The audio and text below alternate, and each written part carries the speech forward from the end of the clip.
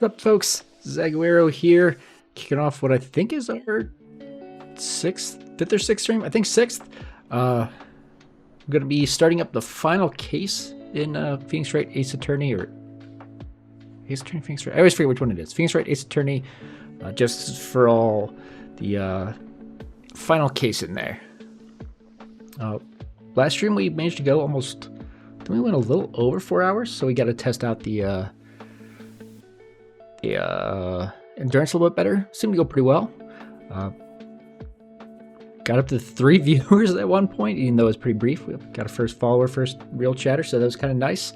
Wasn't expecting it. I forgot to ask them how they actually found the stream. If they stop by today, we'll ask and figure that out so we can try to bring more people in.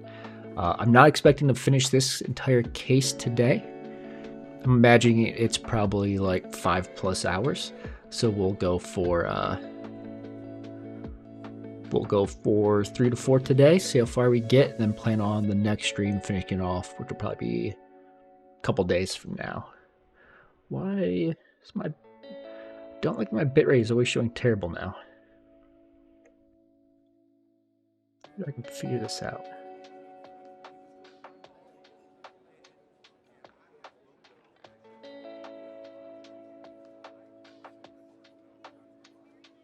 I'm unstable.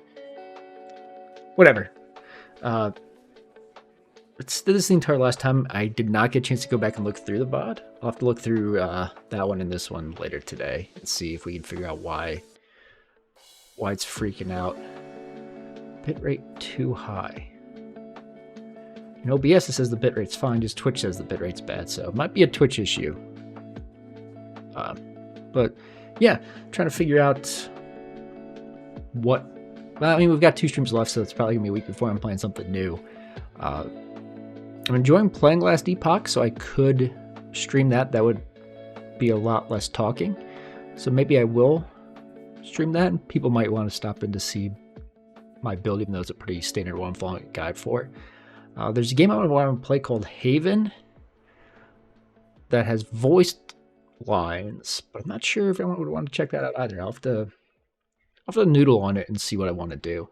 Because like I said, part of what I'm trying to do is practice and get better at streaming, but I also, it is nice to get some people in and following and viewing and chatting. So if I can get something that brings somebody in and might, get a viewer or follower too. Mute my phone so it's not going off. That'd be cool. So we'll see.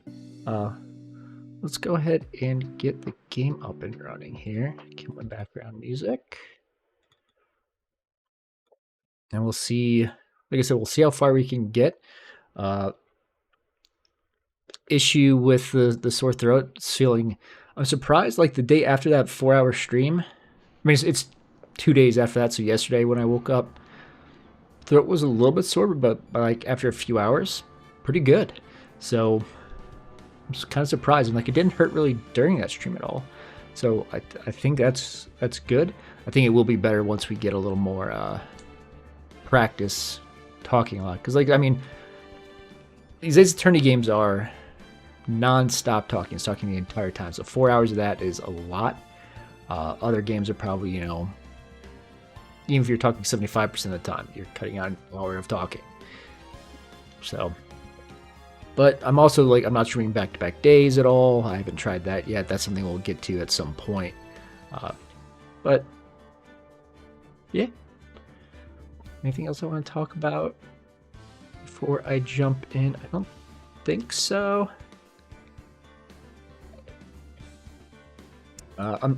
My goal today is toggling mutes if I'm going to be sneezing or coughing or burping from indigestion again. I need to get a little bit better at muting as I need to and not expecting NVIDIA to catch it. At some point I might want to turn that off because it's causing like weird stuff to happen some of the time. But it is still seeming to catch a lot of the clicks and typing and keyboard presses. So maybe I'll stick with it. All right, let us Get to a little corner here. And we will... I'm surprised it's... I guess it said... Yeah. Sorry, I don't know why looking at that confused me for a second. Yeah, there's only 4 episodes. So we're jumping in. I'm assuming this one's going to hit a lot on the... Oh, now the moment... I think this, yeah, this skips ahead without me, so I got to pay attention here. Who will be this year's Grand Prix champion? Who will be our hero of heroes?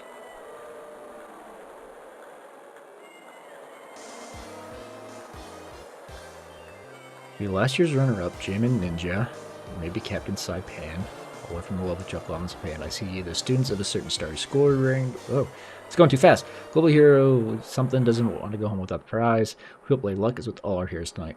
Man, that goes fast. And now, the winner of the 3rd annual Hero of Heroes Grand Prix is me. God, he cut the moon in half. Hey, my bitrate suddenly is showing a stable. Whoa, the true hero of the night has a peak. It's gone too fast for me to read out loud. Looks like this year's Grand Prix goes to this fantastic warrior. The Nickel Samurai. It's not the Steel Samurai. Too bad, Jimmy Ninja. It looks like the tail eluded you again this year.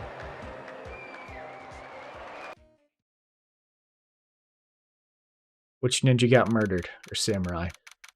March 20th. So the last case was December, so it's 3 months after that. And we're expecting Edgeworth to come back.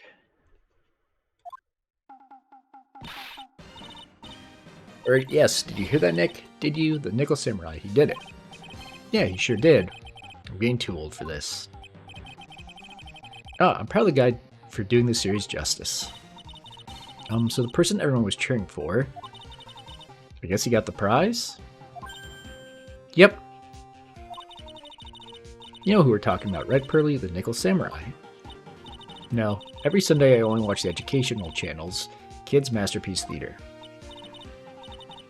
They never really said what happened to her mom, who was involved in a murder. Is she, like, gone? Is she still around? Okay, that's it. From now on, it's the Nickel Samurai. All the kids watch it. Do you like the Nickel Samurai too, Mr. Nick? Nah, Nick's an old fart, so he's not allowed to watch it anymore. That's right, I do like Kids Masterpiece Theater. Hey, I didn't know you were so young at heart, Nick. Mr. Nick, you're a grown-up. You're not allowed to watch it anymore. You're supposed to act your age and have interests that match. It's very important. Aw, give it a rest, Pearly. Looks like I made the right choice in inviting everyone here. I'm glad you're all having a good time. Ah, it's like a dream. Too bad for the Jimin Ninja, though. Last year, he lost to the Pink Princess, Warrior of Little Old Tokyo. I thought this might be his year. Yeah.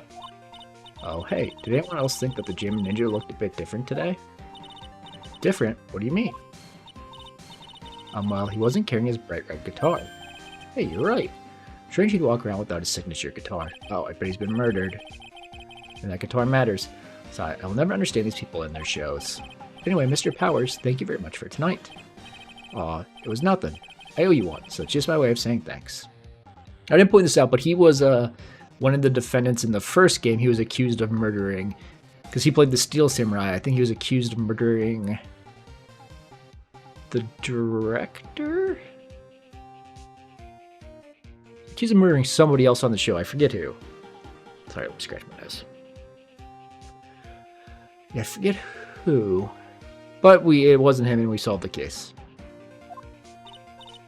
Hey, Nick, come on. It's time to get going to the lobby. There's a post-ceremony stage show that's supposed to start real soon. And then I heard there's going to be a press conference after that. Press conference? Is he going to make a speech about winning this year's prize? Well, not exactly. Something about the Nickel Samurai confessing something. Confessing? Sounds pretty serious. Or, Nick, come on. You don't want us to be the last ones there, do you? Yeah, Mr. Nick, do you? Why me? The show doesn't even start for another 20 minutes. Well, I guess we'll talk to him. Thank you very much for inviting us today. It was nothing really. Guys like us don't get to come to a place like this often, so I thought I'd invite you all. Hey, Mr. Powers, what have you been up to lately? Well, since the Pink Princess successfully wrapped up last month, I've been on a kids' exercise show, while wearing a rabbit mask over my face. Oh, I see. I'm still really sorry about all the headache I caused you that time, Mr. Wright. Well, what's done is done, so let's forget about it. This is Will Powers, he's an action star. His popularity exploded when he was the Steel Samurai.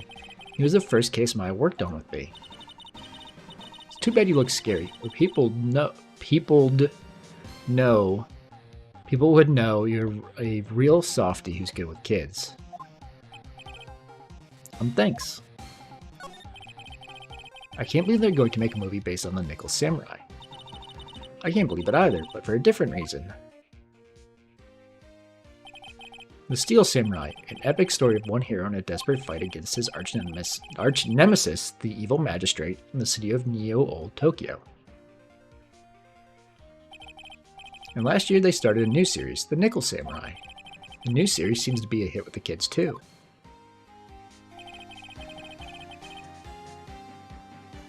What did I just say that made my Siri go off?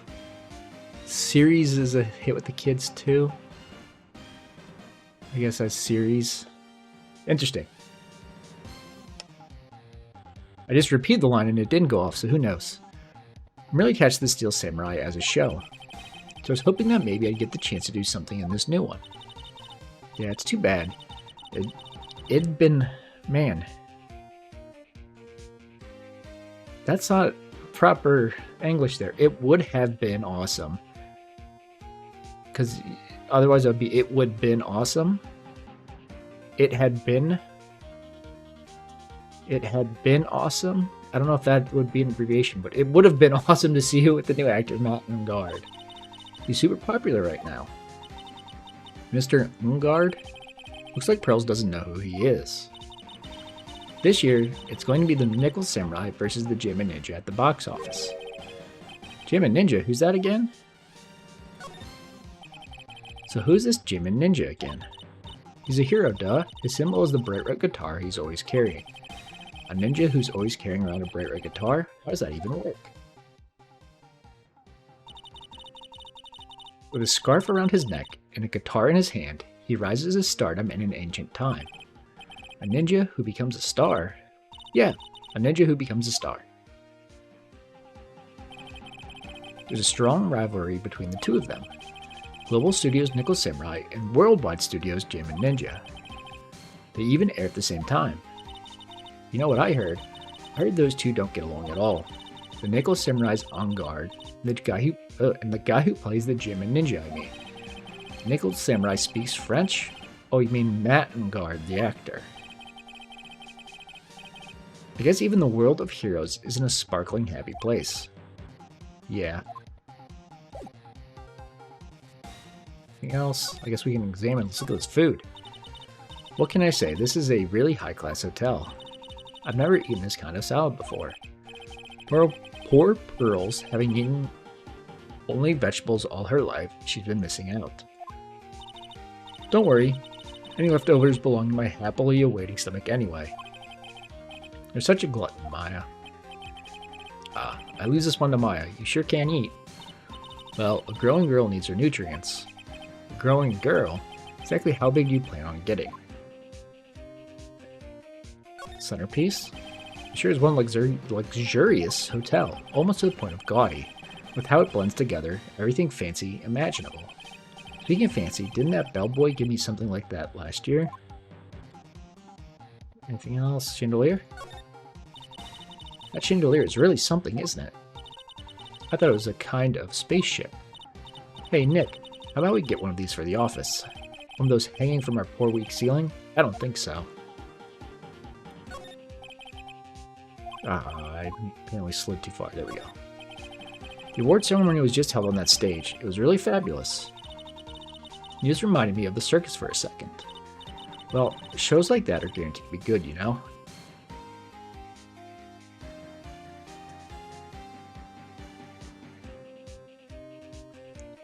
I turned away to cough and then realized I hadn't muted, but I think I got it. I think I hit it in time. Entrance? There's a grand set of doors over there, and behind those doors is an equally grand lobby. Shall we go and take a look, Mr. Nick? Hey, wait up. This grand dessert is calling to me. It's saying, eat me now. Anything else? That should be it, would be my guess. Yep, okay. Do we have anything fancy in our... Oh, we've got a photo of the Nickel Samurai. Profiles, we don't have... Instead, he's only, like, he's young. He's 24. Okay, let's move.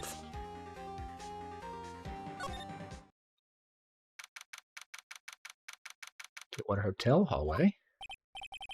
Wow, what is with this place? Looks like I stumbled into Oz or something. Way in the back, there's a sign for the bathroom.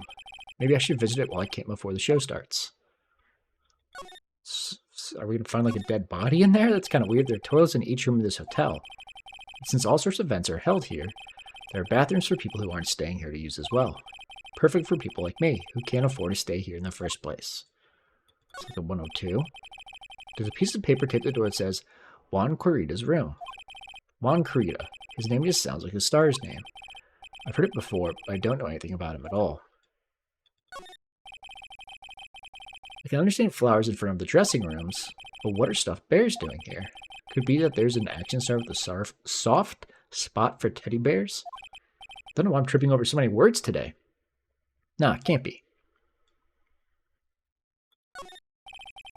Compared to the flowers on the other side of the hall, these are much more gorgeous. Let's see, record companies, fan clubs, company workers, family. Carrying all these flowers home would be hard, I think. There's a piece of paper to the door that says Matt Ungard's room. Matt Ungard. I've heard that name before. Oh yeah, Maya's always yammering about him like the obsessed fan she is. So the Nickel Samurai's got a lot more stuff. I'm assuming Juan is the Nickel Samurai. Matt is the Jib and Ninja, and he's got like nothing.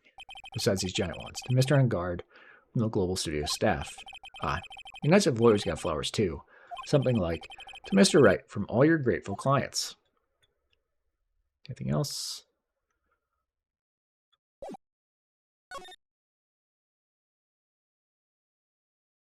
I thought I was going to go to the bathroom.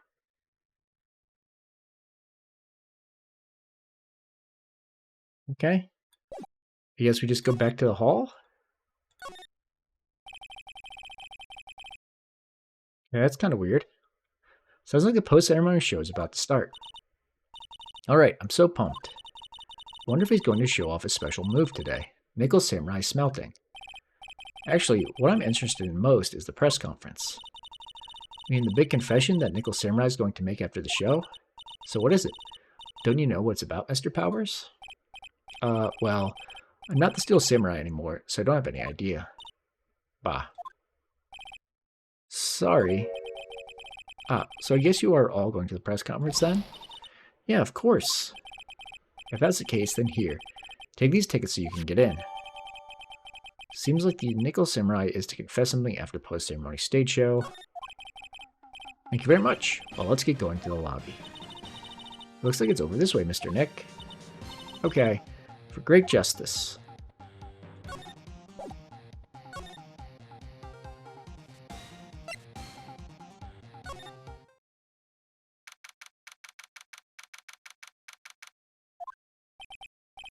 Is Gatewater the hotel right across from us? I don't think it is. Maybe it is from the office. Only a really gaudy hotel would have such a large, gaudy lobby to match. Ah, I think they're going to have the post-ceremony show over there. They're using a compact stage, I see.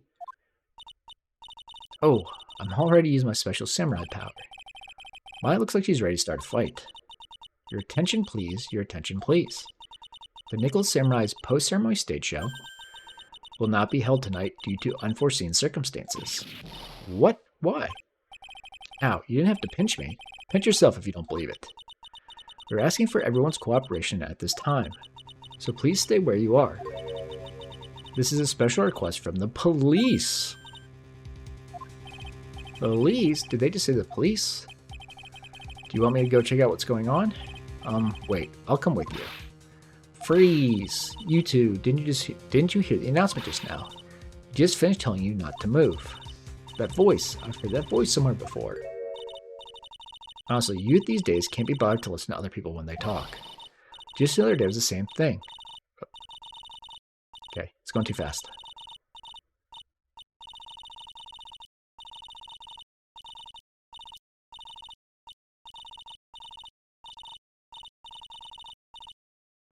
Probably could read that out loud. This nonstop chatter. It can't be. Miss Oldbag? What is it, you young whippersnappers? Do I know you? So she was part of the Steel Samurai show. I forget what she did. I thought she was the murderer, though. I guess not. Maybe not. I don't remember. Wait, you're Powers, aren't you? Yeah, about what happened back then. You didn't even get nominated this year, did you? Oh, that's right. You're doing that children's exercise program trying to play nice. Ah, yeah, that's me. Thankfully, I still have a job. I love that show, and you're a hoot. You're the Big Brother character, right? Yeah, see, with your face covered by a mask, I know that you're the giant rabbit. What a work of art, that's how it is, you know? I mean, if you didn't want to wear a mask, who knows how many TVs you'd break? Really in shame on those kids exercising around you. They're getting what they deserve if the... Ah, dang it. Too fast. Almost kept up with it. What are you doing here? Look at my uniform and tell me you can't tell I'm a member of security. But that outfit... Oh, she was a security guard. She was the security guard at the studio. That outfit. Annoying, noisy brats get the blaster. Rat-a-tat-tat-tat-tat-tat-tat. Miss Oldbag, what are you doing here? What happened to your position at Global Studios? Well, that old place? Well, since that incident, they've been letting people go. When they cut the security team, I got the pink slip. What incident? What did you do? I didn't do anything, you youngin'. Don't you remember that incident a year ago? When this lady got on the witness stand and testified. Yeah. And you? Weren't you the one who was bullying me? This fragile girl at heart? I plead the fifth. But you know, I think maybe I rubbed the upper management the wrong way by testifying. Yes, that has to be it. Everything is all your fault. Me? I thought about being a bodyguard at first, after being handed old Pinky. You, a bodyguard? For your friend, that fiery good-looking guy with the red jacket and the ruffles. Mr. Edgeworth. But that sort of arrangement would be entirely too troublesome for me. That's what he said to me. What did I ever do to deserve that?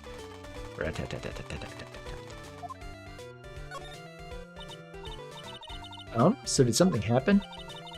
I don't have all the details, but it looks like another one of those incidents happened again. An incident? Like a murder kind of incident? Maybe. You see, I'm a bit of a devilish woman. So wherever I go, showers of blood are sure to follow. Bet you didn't know that. Then shouldn't you quit being a security guard? At least for other people's sake? Silence, whippersnapper. Hey, Nick. What is it? I don't like that devilish smile playing on your lips. Let's make like we're going to the bathroom and check things out. No way. The police told us not to go anywhere, remember? Huh? How boring. You're such a boring guy. You've got no motivation, no spirit. Huh? What? What's going on? Are you giving Mystic Maya trouble again, Mr. Nick? Not you too, Pearls. Please don't stick your little nose into this one. So listen to this, Pearly. This one time at lawyer camp, Nick. Okay, I get it. Let's go take a look. Yay! I knew you couldn't say no to me, Nick. That's right. You'd walk over miles of hot coals for Mystic Maya, wouldn't you, Mr. Nick?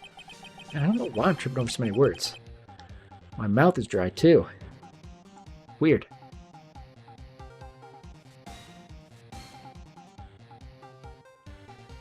I swallowed very loudly. I wonder if that got blocked.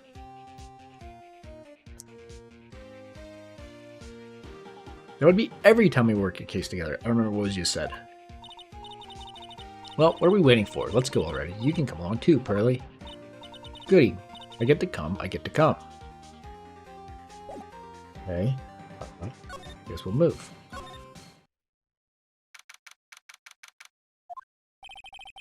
There's nothing really out of the ordinary here. Are you looking for the incident the old lady was talking about? Doesn't look like it happened here. Well, we'd better go look somewhere else. Alright, then let's try. Excuse me. Ack. Are you by chance Miss Maya Fey? Yeah, that's me. You have a phone call waiting for you at the front desk. Call. I wonder if it's someone from Crane Village. What's wrong, Mystic Maya? Oh, nothing. You guys just go on ahead and I'll be right there, okay? Okay. Right this way, Miss Faye. Let's go look somewhere else now, Mr. Nick. Yeah, okay. This is a little exciting and a little scary.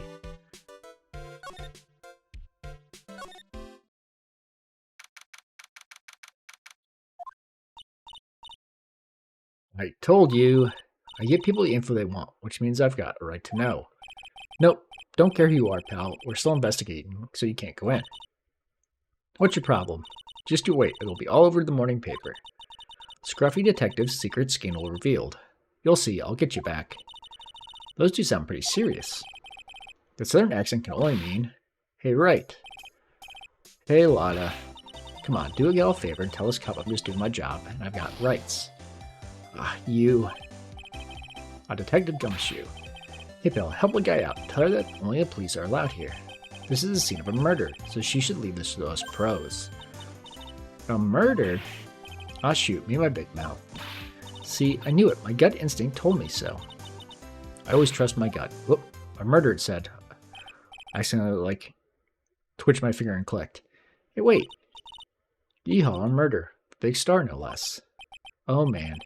I'm in trouble now. So, Detective Gumshoe, murder? No, that's not it. I got my facts mixed up for a second there, pal. Mr. Nick? Is the dead person a Nickel Samurai? Huh? Why do you ask? Well, Mystic Maya was rooting for him, so... It wasn't the Nickel Samurai that got bumped. Actually, the Nickel Samurai is the one under suspicion of doing the bumping off. What? The guy that died was this hero named the Jammin' Ninja, pal. The Jammin' Ninja? Let's ask about him first. So the victim was the Jammin' Ninja. Mr. Jammin' Ninja was on a real popular rival TV show to the Nickel Samurai. Oh. See, they have to elaborate a lot of this because maybe you didn't talk to, or didn't do all the talking points before and just skipped ahead. The victim was the action star Juan Corrida. He got a huge push and rode the express train to stardom. I mean, even I know who he is. Yeah, even I recognize his face. I heard lately that Mountain Guard's been taking the wind out of his sail. Did I have it backwards?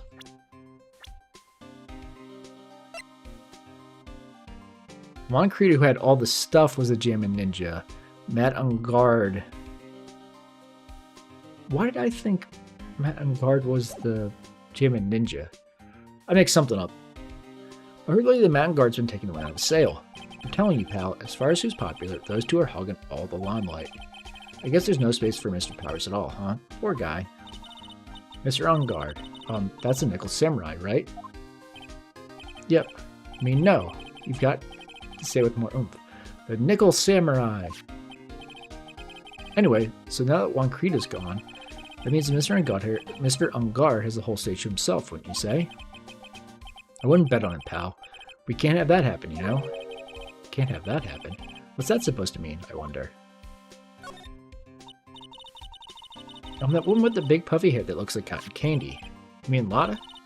That woman, she was there that time too, right? That time? When Mystic Maya did that channeling? Oh, that time.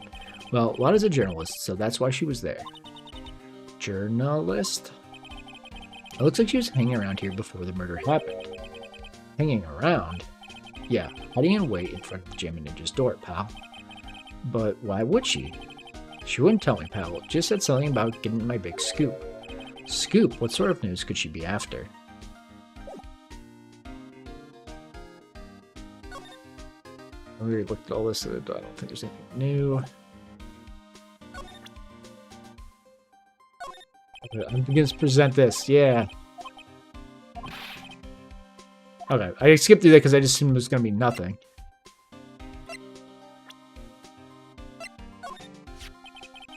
I'm not a real fan of action shows or anything, but I know who Juan Corrida and Matt Ungard are. You can't talk about one without talking about the other, I guess. They even debuted around the same time, so I have this real fiery rivalry with each other. Kind of like you and me, pal. I never knew he thought of me as a rival. Nickel Samurai, he really took the Grand Prix tonight. Well, I was a big fan of his. Really? Oh, I'm sorry then. Why are you sorry? Mountain Guard was just arrested, pal. On suspicion of murdering Juan Rita. What? Okay, I guess I'm gonna move?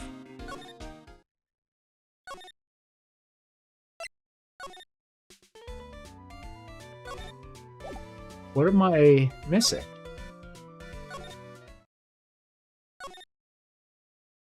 I mean, like, I feel like there's more I'm supposed to do in this hallway, but I'm not sure what. I've examined everything. I presented the things that I thought made... I mean, there must be something more to present.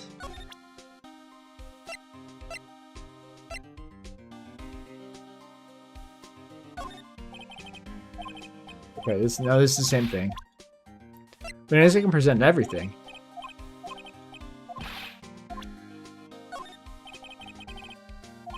Oh, what did I just hit? Oh, I hit the wrong button. There we go.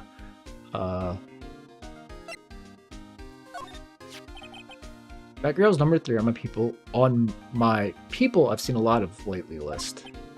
Oh, then who's number 1? As if you need to ask. It's you, pal. Ah, so who's number 2? Maya Fey, but it looks like she's not around this time. It must be nice to be such good friends with each other, isn't it, Mr. Nick? Somehow, I don't think that's the real meaning of Detective Gumshoe's list. Do you know this person? We meet a lot of people as a detective, pal. So we make extra sure not to forget people, because that's our job. Now, having said that, I don't remember ever seeing this person before. Which means that you're kind of forgetful, aren't you, Mr. Detective? That's not what it means. Not exactly, anyway. Okay.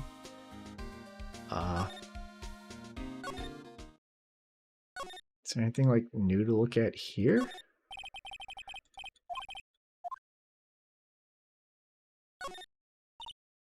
He's fit for a king. Yeah. It was the first time I ate that food. What was it called again? I think it started with kiwi? That's right, a kiwi. I don't know what to say. It's a sweet but sour fruit all in one. Poor Pearl's having eaten only vegetables all her life. She's been missing out. Sage, yeah, that was the same thing. It's only slightly different because Maya's not here, so I guess that's why it's treating it like it's different. They haven't cleaned up all the food yet. There's still there's a sad feeling hanging in the air now that the party is over. So that's called a chandelier, right? Yep. What is that for? What does it do? Well, it's for lighting up a room, Pearls. Mr. Nick, can I look down now? My neck hurts. Okay, let's... Is there something I was supposed to show to her?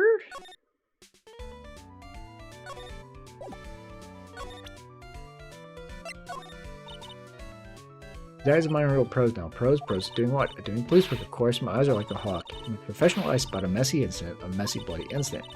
So I don't have time for you meddling kids and your petty little things. Okay, so that's a generic answer.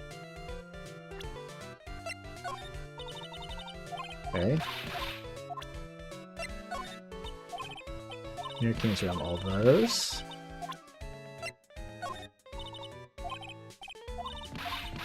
Like, I'm feeling like, am I supposed to find Lotta? Okay.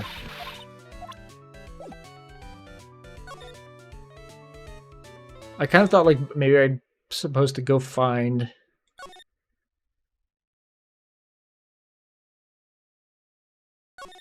Maya? Double check. The doors... Doors, there's nothing new about the doors. What the heck am I missing?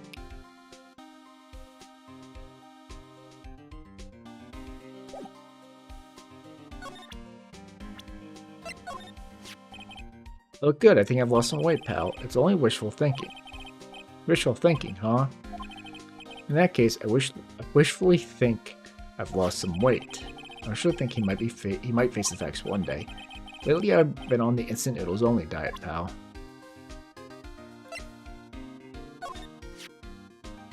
I already asked that.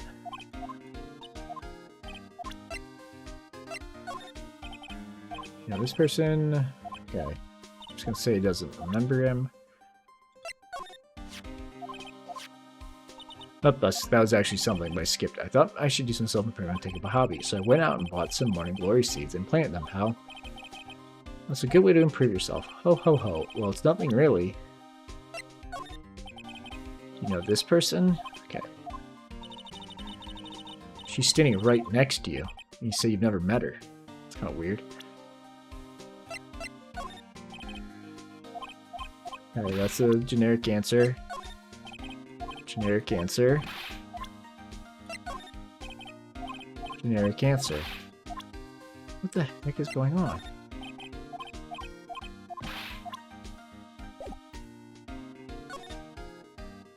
Oh my god. I never once checked to see if it opened up another talk thing after I presented that profile and they said he'd been arrested. It opened up another talk option and I never looked. I feel so stupid. Why was Mr. Unguarded arrested? Sorry, pal, but that's not something I can tell you. We just started the investigation, so you don't want any leaks. Yes, we just started the investigation, but we've already arrested somebody. Very good.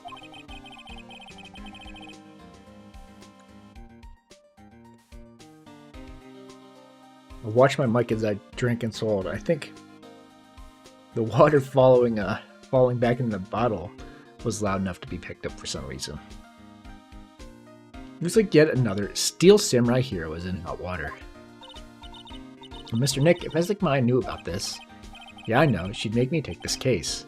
I know. Okay.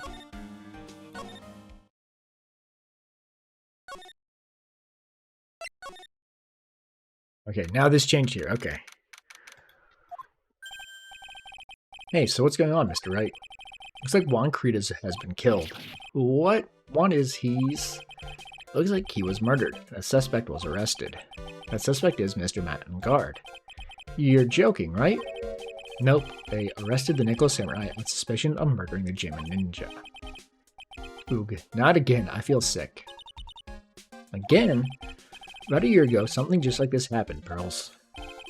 I still can't believe... No way. No way Matt would.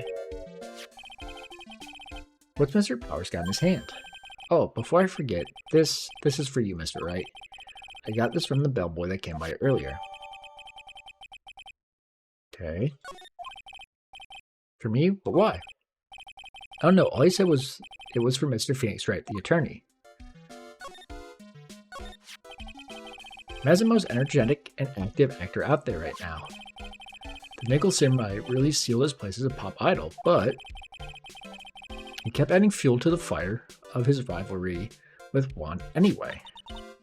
Mr. Juan, he's the Jammin' Ninja, right? Those two would butt heads over everything they could think of. But I'd say that Matt was the one who almost always came out on top. I guess some people only know how to relate to others by butting heads like a ram. Juan said that he'd take Matt on this time too, so he joined a rival TV show. And that was the Jammin' Ninja, the stylish Nickel Samurai, and the burning Jammin' Ninja.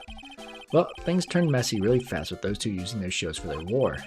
The final tally, look around, it's pretty obvious how things ended up. Matt even won the Grand Prix this year. The final went over his rival, I guess. Mr. Guard was going to hold a press conference, wasn't he?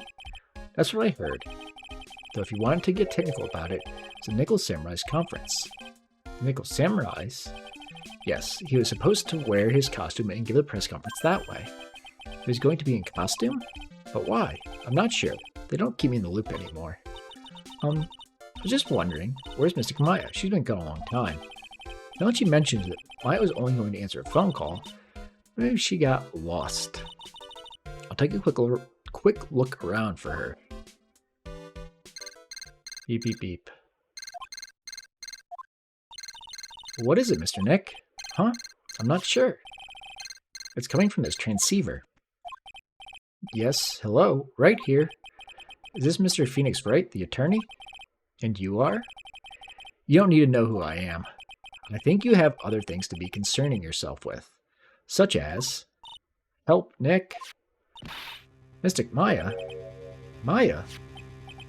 So, Mr. Wright, wouldn't you agree that the more important issue is the fate of the girl? Her fate? Does he mean what I think he means? Maya, where are you? Are you hurt? Come now, don't fall apart on me yet. No, this can't be. Now that I have your attention, Mr. Attorney, I have a modest proposal for you. If you do what I require, then I'll return to you your valuable item unharmed. What is this called again, your fancy lawyer terms? Kidnapping for ransom. Yes, that's it. This is a kidnapping. Mystic Maya! Mystic Maya! My sight, everything's fading away. Maya's been kidnapped. Are you there, Mr. Attorney? Are you there? How much do you want? Very good, Mr. Attorney. I'm glad you have such a good grasp of the situation. Hurry up and state your condition and then return Maya. Money is not what I seek. What? What I want is a certain verdict. Like a complete acquittal. Complete acquittal? What in the world have you done to need? I'm not the person you will be representing. What? You're currently at the Gatewater Hotel, are you not? I know that a murder has just taken place there. Juan Carrillo was killed, and the suspect is not in guard. You are, as expected, quite on top of things, Mr. Attorney. Now then, what I want is very simple. I want you to obtain a complete acquittal for Matt and Guard. Matt and Guard? But why? He did not kill anyone, I can attest to that. However what? However, someone is framing him for the murder. A very smart someone who is setting him up to take the fall. If I agree to do what he wants, can I believe he'll keep his end of the bargain? You are, of course, at liberty to take me at my word or not. However, there's one thing you can take as fact. Right now, your very precious item is with me, in my possession. Help. Nick. You have 2 days. Of course, tonight he will be in questioning with the police. Both trials in 2 days. At that trial, you will win a not guilty verdict. Remember, you only have one chance. One chance, Mr. Attorney. One? You expect me to get not guilty in one trial day? Yes, exactly. I don't believe I was wrong in choosing you, so don't let me down. Ang. Oh yes. That's right. Now that I am playing the role of the kidnapper, I can't pass up this chance to say, don't even think about calling the cops. Not great, but you get the idea. Damn it. Who the hell are you? Very well, I'll tell you that much. My name is the Killer. Very funny. Mr. Nick, where's Mystic Maya? She's been kidnapped. No, it's all my fault. If only I had gone with Mystic Maya. It's not your fault, Pearls. But it is. Mystic Maya, Mr. Wright. I think we should tell the police what's going on. No, we can't do that. If we do, who knows what will happen to Maya. No, the first thing you do is always just tell the police. Mr. Nick, what about the detective we saw earlier? Detective Gumshoe? Yes, that's it. Wait here and I'll be right back. Alright, I'll take care of Pearl while you're away. What? Ransom? Shh, not so loud. The ransom is complete acquittal for Matt and Guard. Wait, the deal is complete acquittal? In exchange for Maya, you mean? And this means Matt and Guard is obviously the killer, pal. No doubt about it. But the guy said that Mr. Guard is innocent. You really believe what a kidnapper tells you, pal? I guess he has a point. When Guard really is innocent, then why the kidnapping? On top of everything else, there's all this evidence we keep finding. Huh? The forensics team's having a field day back there. But it's strange. There's so much evidence that it feels like something's wrong. There's too much evidence? Is that possible? Actually, didn't the kidnapper say something about a guard being set up? Anyway, looks like you won't be leaving here tonight, pal. Oh, getting hiccups. Just sit tight and cooperate with the investigation. Tomorrow you can start yours. Alright. Isn't there another way? We've also got to be careful about pushing the kidnapper the wrong way. You're right.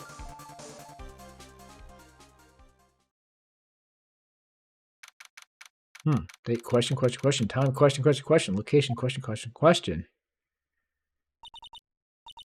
Ow, my head. Where am I? I wonder if I'm still in that hotel. What happened to me? Nick, Pearly. Come on, you guys. This isn't funny anymore. Click. I see you have awoken. Who are you? Me? I'm known as the Killer. The Killer? You mean like an assassin? I'm too young to die. Don't worry. You are not my target. For now, anyway. Ah, Nick, where are you? Help me. Yes, that's right. Only one person can save you now, and that is Mr. Phoenix Wright. Huh? What? Nick? Nick's going to save me? Calm down and be a good girl. Think of this as a business transaction. A business transaction? I'm going to contact him now. I hope you'll cooperate and play your side role well. Nick. What's going to happen to me? Nick, Pearly. Sis, your sister's dead.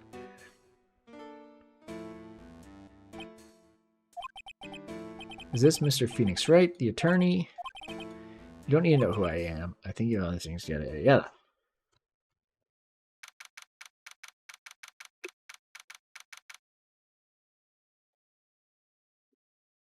Okay, the next day, March 21st. Good morning. Ah, morning, Pearls. Mr. Nick, come on. Let's hurry and go see Mr. Ungar. You have to wait a bit, Pearls. But his visiting hours don't start until 9 a.m., so... Oh, I see.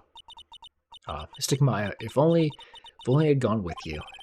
Poor Pearls. She's been like this since last night. We managed to get home somehow, yesterday evening. Thanks to Detective Gumshoe gently holding her by the hand and leading her here. But by the looks of it, I don't think Pearls got any sleep at all last night. Mr. Nick, Mystic Maya, she's alright, right? Yeah, she's alright. Either way, I'm going to save her. You can trust me on that. Please, help her. I'm only able to stay this calm and collected because Pearls is doing the crying for both of us. I have a thought. Huh? You're going to represent Mr. Unguard, aren't you? Yeah, I don't really seem to have a choice. But what if he is the real murderer? What would you do then, Mr. Nick? Would you fight to get a not guilty for a murderer to save Mystic Maya? Pearls, let's talk to Mr. Unguard first, okay? We can think all the bad things we want, but it doesn't change a thing. Yeah, you're right. I'm sorry. I can't stop thinking about it. Pearls, you're really worried about Maya, aren't you? I don't have anyone else left in this world. What do you mean? My family's all gone. Her family? My father... He left my mother in the village behind and went away. I'm sorry. And my mother... She did that thing all for me. Mystic Maya, she's like a sister to me. So I guess her mother's in jail, presumably. She's all I've left in this world. I mean, she makes it sound like she's dead. I don't think they executed her. Maybe they did. Who knows? I guess we'll move to the detention center. Oh, we're 3 minutes early. We're not going to be able to see it. We couldn't wait for visiting hours to start, so Pearls and I came down here early to visit one Nickel Samurai charged with the murder of the German ninja. Good morning. How are you today? I know the situation might be a little tough for you. Oh, sorry, dude. I already signed up. Excuse me? I already have life insurance. I signed up a long time ago because my job is, you know... Oh, no. We're not insurance salespeople. Really? Dude, I really don't need that right now either. Fire extinguishers. I mean, this building isn't my house, so...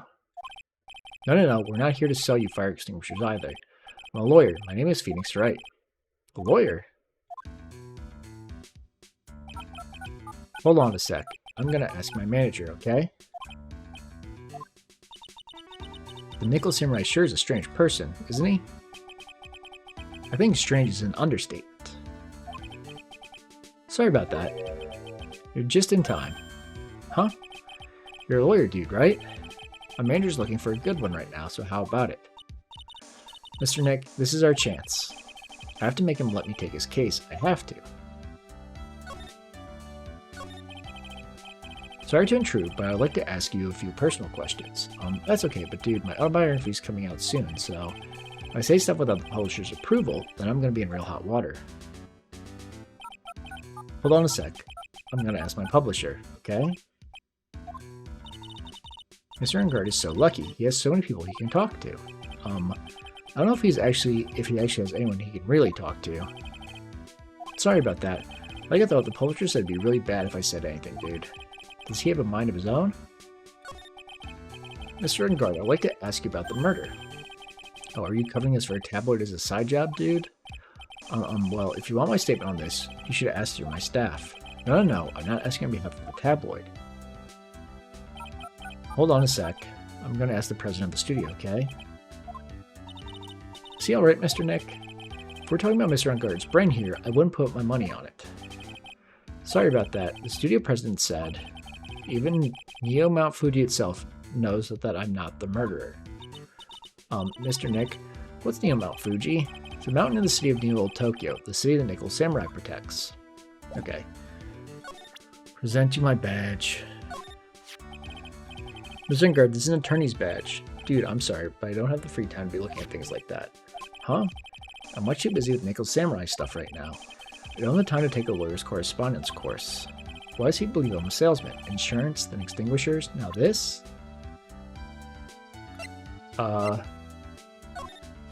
Guess I'll show him this. Mr. Nick, what are you going to do with that? I don't know yet, but I figured I could at least show it to him. Is that a transceiver? Hey, it looks like a real nice one, too. I got it as a present from someone. Interesting. I've also been instructed to take your case. Is that what you heard from the transceiver? Yes. Dude, that's terrible. Don't let some disembodied voice boss you around. This coming from a man with his cell phone on his wrist.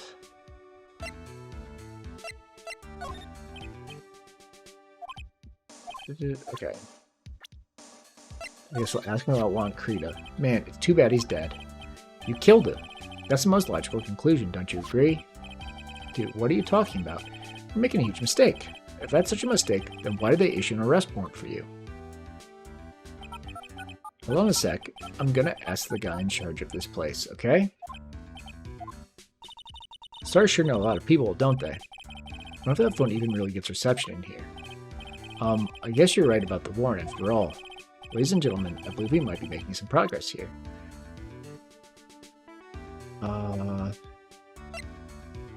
So ask him about himself? Yeah, I'm such a handsome devil. Yeah. And I'm way too good at sports. Karate, tennis, judo, soccer, football, hockey, fencing. Dude, it's no wonder I'm so popular. Yeah. You're also good at sitting in a jail cell, Mr. Popular. Okay, did that open up a new thing? No. I have nowhere else to go, so I must even present something else to him. So we'll ask him,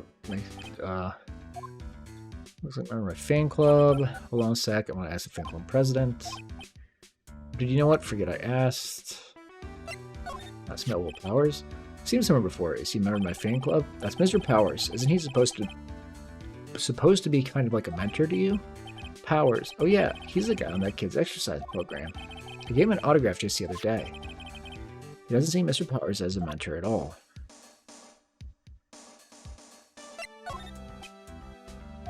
Okay, that's just generic things.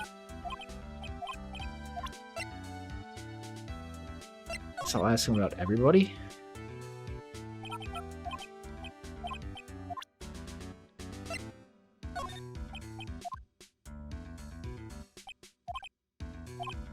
What am I getting stuck on? And I'm sure, yeah, like, Pearl isn't going to be anything. I mean, may I present the lawyer badge again now that, like, he's convinced he's, like, he knows he's been... No. Oh, okay, asking about the press conference, I guess. Well, what's that? It's a ticket for the press conference. You were going to give one after winning the Grand Prix, right? Huh? Me? Yes, while you were in costume, no less. I never heard of anything like that, dude. I only heard about the stage show. I always leave that kind of stuff to my manager. You didn't know? That's odd. Well, dude, I think it's about time for me to get going. Please wait, I really need to take your case.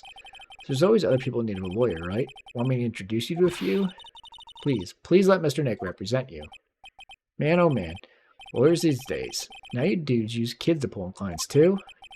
If you don't take me on as your lawyer, then the killer is going to... Wait, what did you just say? The killer. The killer? What's he doing? He looks like he's mulling something over. Alright, dude. I accept your terms. Huh? I'll let you represent me in court. We did it. We did it, Mr. Nick. Yeah. I don't feel any better for it. And he doesn't look too happy either. Go ahead, ask me anything. I'll help out as much as I can.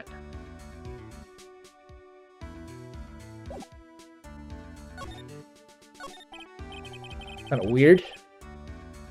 And I think my lucky stars that he will know my name. Way to quote the hero when you're in the national spotlight. I didn't know who he is. Does that mean I'm not a good citizen? It's really great to be the Nickel Samurai. Dude, lately, I just keep on getting more and more popular. True enough. The Nickel Samurai is very popular among high schoolers and secretaries right now. I guess Mr. Ungard has a way of catching the eyes of women. Do you know my motto? Refreshing like a spring breeze. That's what I am. A spring breeze? That's why this kind of scandal is disastrous, dude. I mean, even if I get out of here tomorrow, it's still gonna look bad. But everyone loves a good scandal. Can you tell me about your activities last night? After I got the award, I took a break and went back to my room. I had that post-ceremony stage show to do. So I was in my Nickel Samurai costume. And you were alone the entire time? My manager was running around being busy, so yeah. Because of the press conference you were supposed to hold after the show? I told you, dude. I have no idea about any press conference, alright? That's strange. I thought that Nickel Samurai was going to confess something. Anyway, when I was leaving my room, that's when I noticed it was kind of noisy. Mr. Krita was already dead that time? Yeah, that's what I gathered anyway from my manager. I'm beginning to gather that this guy can't do a thing on his own.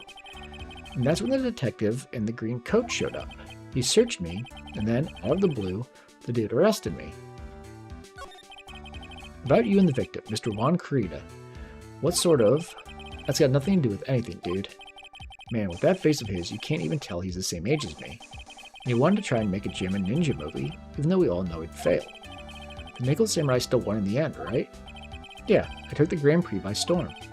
So why would I, the winner, have any reason to kill the guy anyway? Dude, you'd think it'd be the other way around, you know? You know why you were arrested? I guess maybe my full body search went badly. Did they find something on you? They found a button from the Gym and Ninja's costume. A button? I don't get it either. It was caught in the pleats of my samurai pants, or hakama. Ah. Dude, I really think someone planted it there, though. I'm serious. I wonder if that's what really happened. I guess this is about all I'm going to get out of it. Mr. Nick? Yeah? Let me ask one last thing. Let's test Mr. Ungard to see if he really is innocent or not. We can do that? Yes. If you use this, Mai's Magatama, you won't be able to hide any secrets from you, Mr. Nick. I'm sure of it. I get it. Mr. Ungard, I'd like to ask you one more question. Please answer me honestly. What is it, dude? Did you kill Mr. Juan Krita? Please put the phone away and answer this question yourself. Alright, just so we're clear, dude. I didn't kill anyone, and that includes Juan Krita, okay?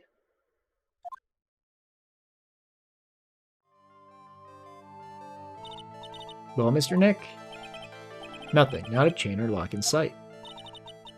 Which means it's alright to trust him. Not necessarily, we just know he didn't kill somebody. Yeah, it does appear that way. Well, at least I can breathe a sigh of relief, knowing my client is innocent. The trial's tomorrow, right? I'm counting on you, dude. Wait, I didn't even... What? It's jumping to a... to be continued save point here? Am I going straight to the trial? Okay, no, still investigation. Okay, I was going to say, it'd be kind of weird.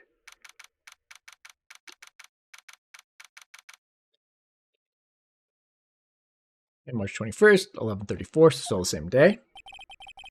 Well, at least we were able to get Mr. Matt Ungard as our client. We know that he didn't do it, which is very important. So now what should we do? You'd think we could, like, go to, like, the detective, who every time we've had a case, we've proven our defendant innocent, and we can go to the detective and say, hey, I know you're a good guy. I'm a good guy. I know he didn't do this. And there's a life at stake, you know, supposedly with Maya. What can we do? It's very weird that this case would go forward while Someone on the defense team is being held hostage. There's only one way to prove Matt and Guard's, or Mr. and Guard's innocence. We have to find the real killer. Okay, then let's start looking. Since we're no Cyclops, then that means we can trust Mr. and Guard to be innocent. I really feel much better knowing that. Ever since last night, I was so worried that I kept wondering, what if he's the real killer? What then? Hey, I have something I want to ask you, Pearls. Okay, what is it? Why are you so interested in how Maya and I get along? I mean, she and I don't have anything special. Huh? What do you mean? But I thought you missing Maya were. Been mistaken all this time? No way. Ah, she really wasn't kidding. Pearls actually believes Maya and I are. Maybe I should have just left it alone. Mr. Nick, stop it. Don't hide your true feelings from me. Ow, she slapped me. Okay. Was there anything else to talk to him about? Oh, the lawyer dude, so what did you find out? Well, I'm still in the middle of investigating. I see. I've already told you everything I know, dude. Innovative activities. Okay, this is all the same? Yeah, okay. So we will leave. I can't go straight from here to the hotel? Weird.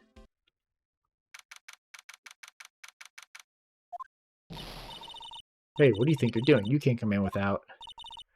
Good morning. Hold on, it's you. What's going on around here? I heard Port 1 was killed. Is that true? It's a bad rerun is what this is. Another steel samurai doing the most evil of deeds. You know, that's not entirely... How have you know that I was a huge fan of Juan's? Why do all the stars I'm interested in drop one by one like flies? It's always been that way. Oh, okay.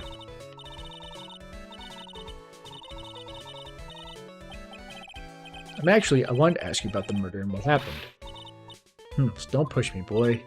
Mr. Nick, I couldn't hear everything she said, because she was talking too fast. So bad, could you please speak a little slower? Don't boss me around, you spiky-eared smarty pants. Okay.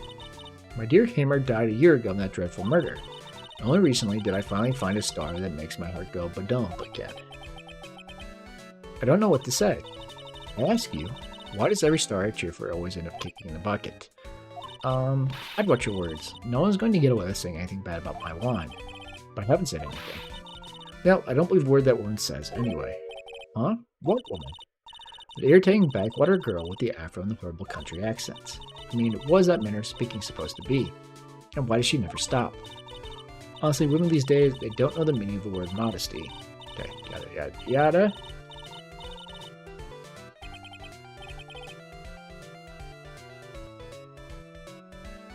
Oh. Let's check some pearls. Are you thirsty? A little. Okay, I'll go get you some juice or something. Thank you very much. Hey, are you paying attention, youngins, today? So I'm guessing Ms. Oldbeck heard everything from Lada. I want to ask you about what happened around the time of the murder. I don't know anything about that. I was here getting ready. Getting ready? For what? The show, of course. Well, in the press conference afterwards. Cue mysterious music for this magical press conference. Anyway, I don't know anything about the murder. I see. But if you're talking about what I saw, that's different. I saw it very clearly. What? I saw the most important moment of the night. She's not going to tell me. The most important moment? You don't mean... No, so now you treat me with respect, you disrespectful child. When you speak to your elders, you should always be polite. Really, kids today. Please tell me, what did you see?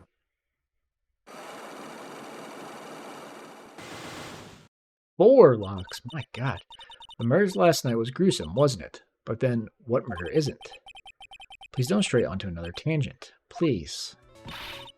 Want to hear more? Then show respect and bring this lady a present.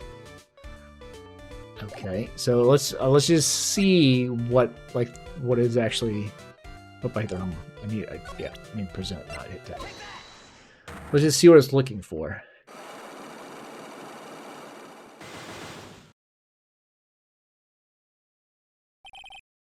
Witnessed. Alright, I'll be honest with you for now. Then please tell us what you saw. But aw, what a waste. And here I have a perfectly good chance to have a little fun at you youngin's expense. I am a little devil, after all. Doesn't that imply you aren't a good person? Alright, I'll give you what you want. I don't think enough evidence yet. Yeah, I need to find like a picture of Juan Creta would be my guess. Like maybe like a signed picture. Sorry, that's me rubbing my eyes. I'm assuming that just makes it look like I close my eyes. Okay. Meaning, if I can I ask her about Juan? Okay. If anything would be helpful, then how about I tell you my measurements? Not really, that's okay. She really doesn't like you, does she, Mr. Nick? I know. Okay, let's move on. Who's in here? I assume we gotta find Lotta at some point. Looks like the investigation is still in full swing. The hotel staff and the police are running around like a bunch of headless chickens. I wonder if we can do any investigating of our own in this kind of atmosphere. Well, gotta roll up the sleeves and try, I guess. Oh, this is still... We ate this table last night, didn't we? Yes. I was really happy then. I wish I could make you smile again, even for a second. I'm not going to look at all this because it's probably all the same. Or similar-ish.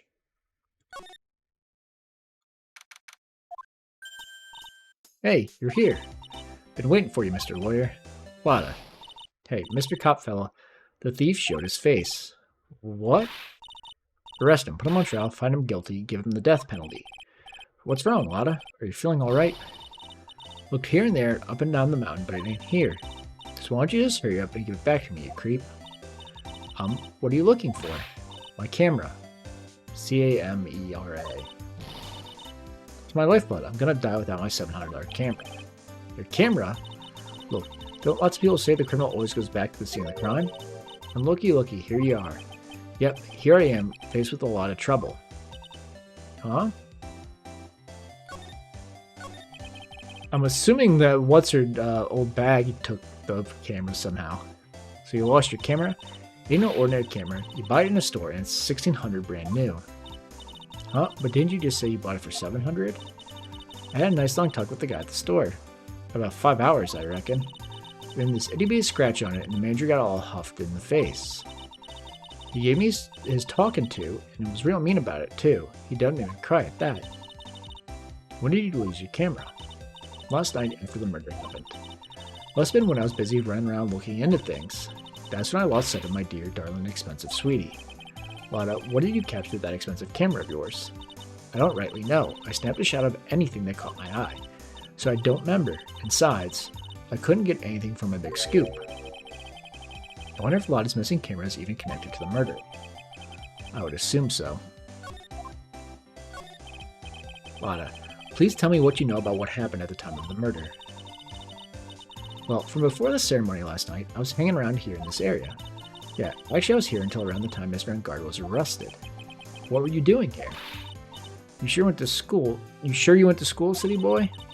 Wherever Lotta Hart goes, wherever Lotta Hart goes, there's a story to be found, a big scoop to be had. A big scoop. I told you before, I'm going to be the best tabloid photographer the world's ever seen. Reckon, of course, that means I'm always looking for the perfect shot. I wonder what scoop she was after this time. Although I was also on the lookout for the other stars that were here, so maybe I wasn't here the entire time. Lotta, are you sure you weren't here the entire time? So you could take a picture for your big scoop? Well, maybe I was, but that's what real journalists do. I got some juicy inside info, so I thought to myself, why not get a picture for proof? What kind of story was it that you would hang around here? Oh no. Only 2 locks. Oops, sorry, Mr. Lawyer, can't be telling you that. Great secret, you know. Not again, why does everyone have something to hide? We've been stopped, haven't we? Aha, yeah, take that, Mr. Lawyer. I'm glad someone around here is happy. Mr. Lotta in your eye-roll smile. Okay, let us present just to see what it's asking for.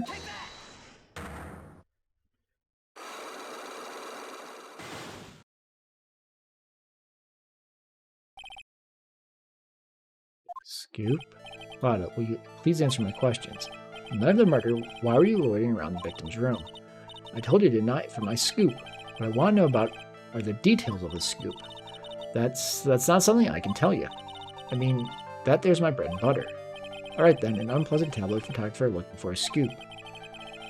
I'm going to say that you were looking into a scandal. Grr. Could it be that you, a lot of heart, were looking for a break with a huge story? Perhaps an unfolding scandal between Juan and Krita and this person? Well, I would assume it's him, but we're gonna not present that right now because obviously I doubt that's the right answer at this point.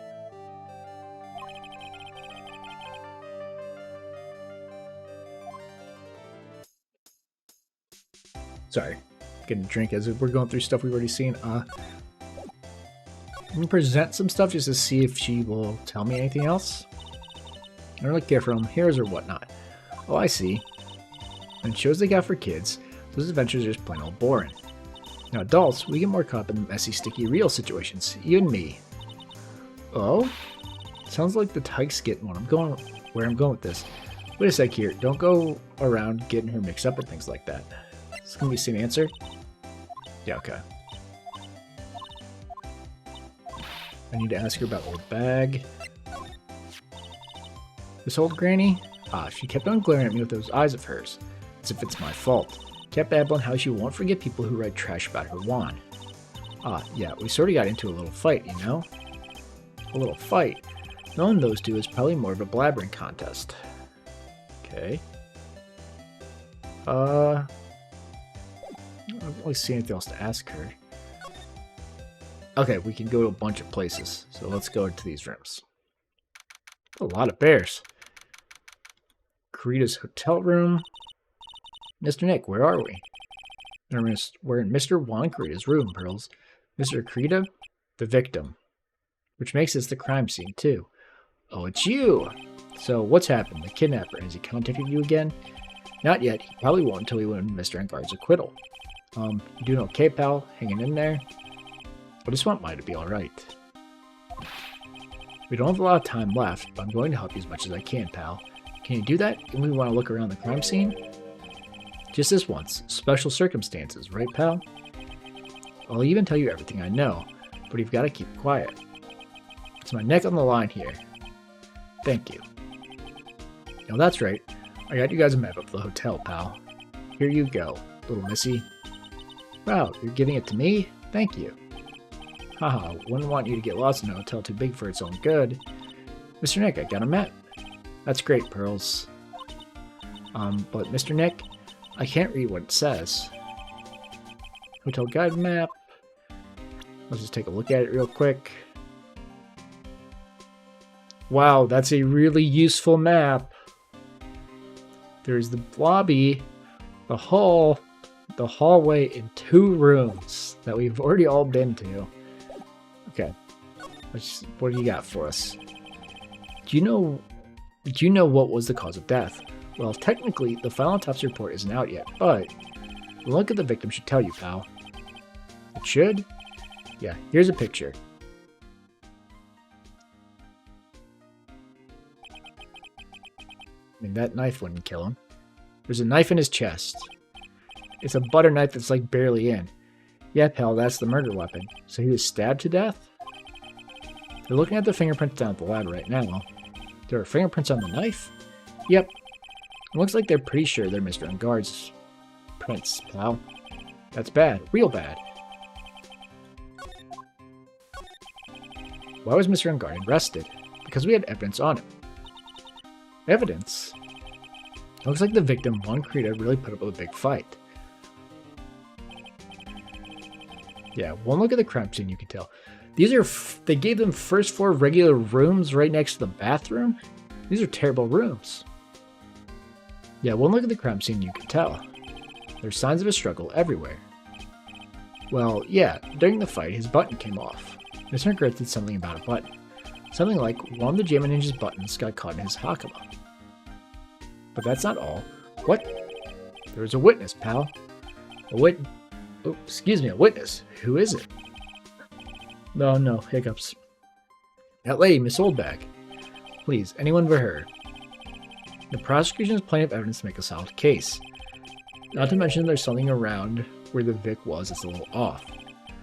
Something that's a little off? As in, that's for you to figure out, pal. Alright, let's try to figure it out, Mr. Nick. Alright, let's examine the room. This is a room where we have to slide around occasionally. So, first thing that jumped out at me,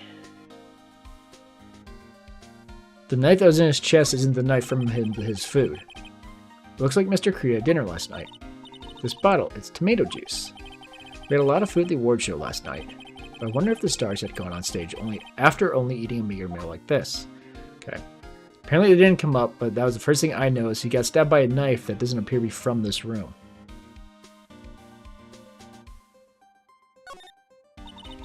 So that's a bed, right? Yep, it's big, but it's a bed. Ah, Mr. Nick, it's so soft. Big beds must be a rarity for her.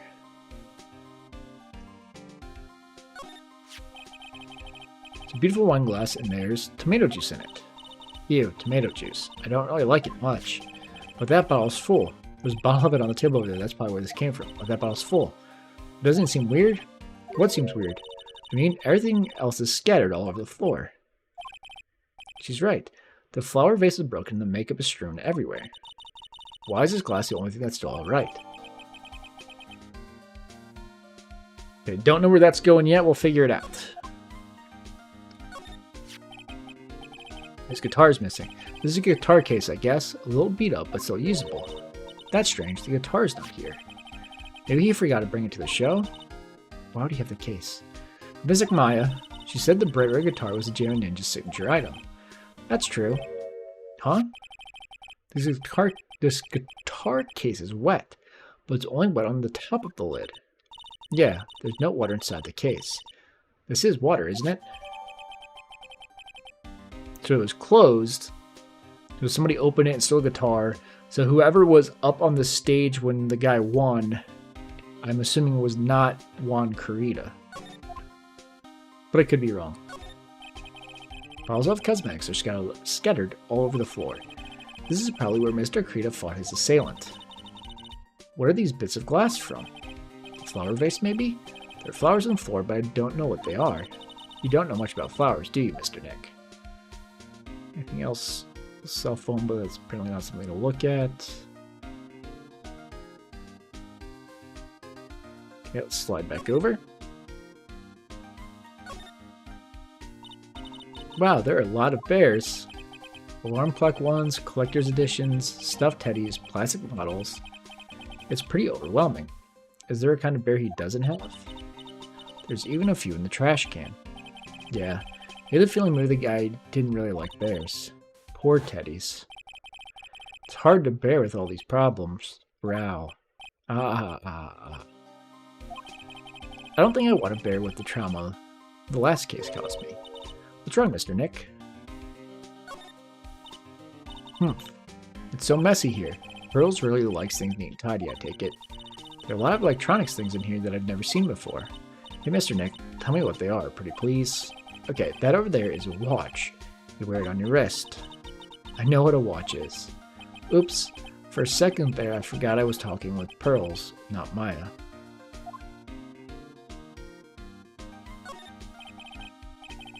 Suitcase, there are so many things in it that I bet it barely closes. There's his clothes, a dryer, an electric shaver, a calculator.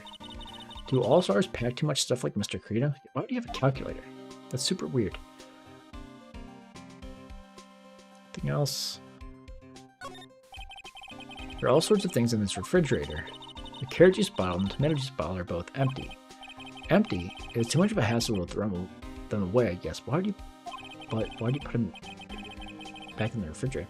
Vegetable juices. I guess he must have been a real health nut.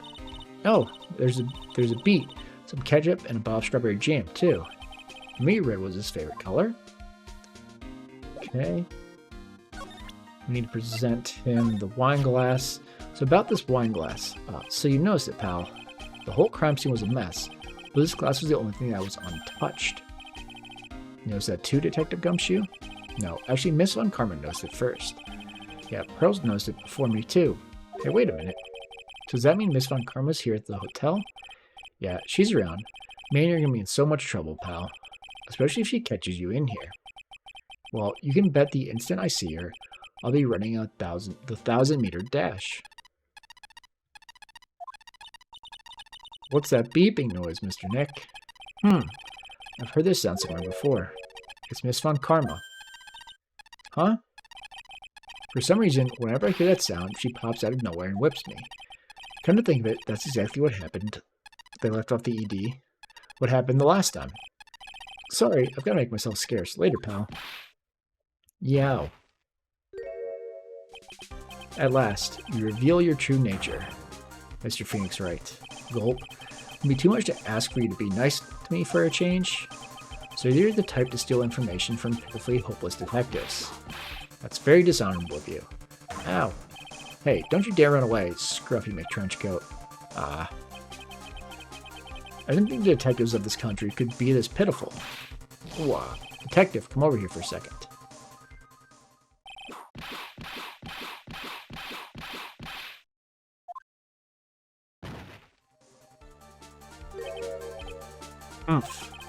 I feel better knowing at least you were man enough to face your punishment. He was so scared he just froze up on the spot. Mr. Phoenix Wright, you've soiled my perfect prosecution record. I'll never forget that. This time, victory is mine. Victory is yours. Is that all this means to you? What? Humph. Come, Scruffy, the investigation briefing is about to begin. Yes, sir. This isn't over yet. I swear on my family's honor. Your family that, cheated to win cases previously. Ow, what did she throw at me now? I'm assuming she's going to help us. And this is a very weird situation. What is this? Well, I guess this means I've got to get back to the precinct now, pal. Sorry, itchy nose. Because she gave us the thing we need to, I'm assuming it's an autograph rollback. If you ever need me, come down to the Criminal Affairs Department, alright? If you can, try not let Miss Von Karma see you. Okay. Hallway. Oh, my nose is so itchy. We're going to go to his room first before we go talk to what's-her-name. Where are we? We're Mr. Matt on guard's dressing room. This is our client's room. Can I help you with something? You're Mr. Enguard's lawyer, correct? I gathered as much. I also looked for lawyers on my end, but to no avail. How do you know I'm his lawyer? You're just saying that he is your client. In a situation like this, the only person who would use such a word would be his lawyer. Wow. It's a simple deduction, really. The trial is tomorrow, and Mr. Enguard's situation is looking rather grim. So he came here, one stop in your mad dash, to find clues to build his case, correct? Well, you're not totally right, but you're not totally off either. It's really not the time to be showing off, Mr. Nick. I'm Adrian Andrews. I hate to waste time, so let's get down to business. All right. She may be of small stature, but appearances can be deceiving. I assume the first thing you know is what everyone was doing that night, correct? Yes, that is correct. Then I will tell you. Before the award ceremony, I had dinner with Mr. Enguard. In this very room, I might add. Dinner? What did you eat? I told you, I hate to waste time with trifling details. If you take a look at the table yourself, you wouldn't need to ask me. I bet she's a lot of fun at parties. When the award show was starting, I headed for Viola Hall. And after the show ended, you came back to this room? No, I had some small errands to run. I'll help with the preparations in the lobby. Oh, preparations for the post-ceremony show, I guess. It was time for the post-ceremony show. I came back to call for Mr. Enguard. After that, I went to visit Mr. Kurita. And that's when you found your body, isn't it? Or found your body, his body, or the body, whatever it said. You really held strong through everything. Yeah, she does seem to be mentally tough as nails. About you and... Stop right there. You aren't seriously about to ask how Mr. Enguard and I are related, are you? Sorry. I have no idea how he could choose you as his lawyer. Why'd you have to go and say something like that? Mr. Nick, calm down and hang in there. I'll give you a shoulder rub to relieve your stress later, alright? I already gave you my name earlier, but I'll add that I'm Mr. Enguard's manager. His manager? Speaking of managers, did the victim, Mr. Kurita, have one? No, he did not. He didn't? Global Studios has a very different policy from Worldwide Studios in that Worldwide Studios does not assign individual managers to their stars. I see. This industry is very ruthless and unforgiving. Actually, you look quite ruthless and unforgiving yourself to your poor partner. Dragging a little girl like her to places like this, honestly. You're wrong. I'm doing this to help Mystic Maya. Pearls, calm down and hang in there. I'll buy you juice later, alright? Good. Okay, so let's look around. Missing knife is the first thing you notice. There's a giant bone sitting on the plate. I don't really like meat. There's something weird about this plate. I just wish I could put my finger on what it is. Missing knife. What do you mean you can't put your finger on what it is? There's some samurai-looking clothes on the sofa here. I think that jacket-looking thing is called a happy.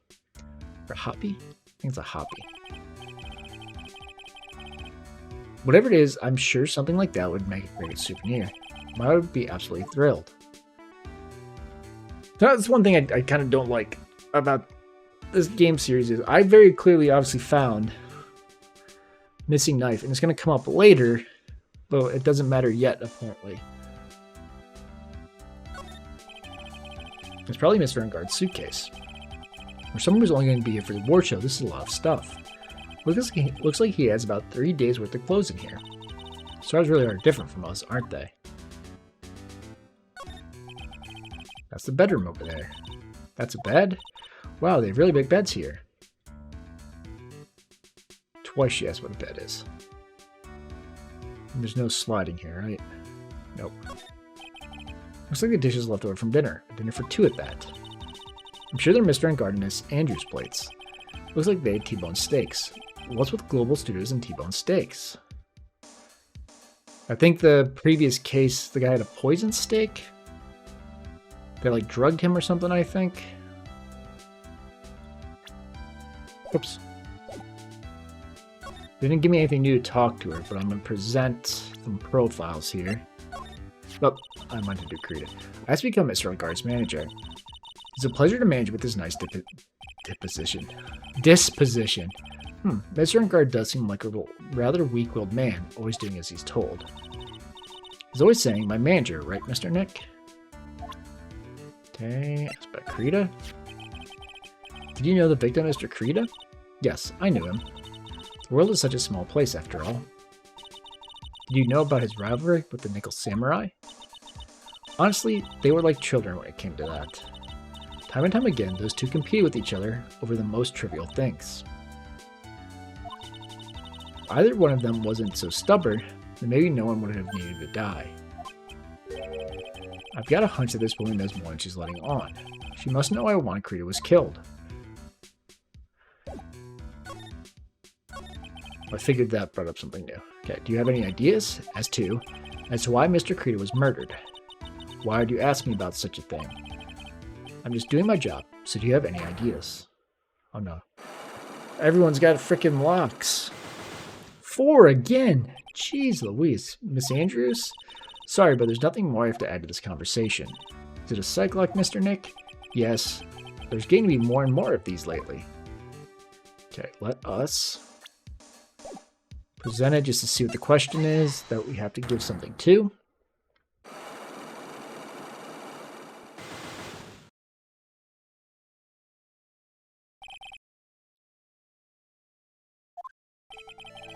Why was Krita murdered? If you ask me, I think you know the reason why he was killed.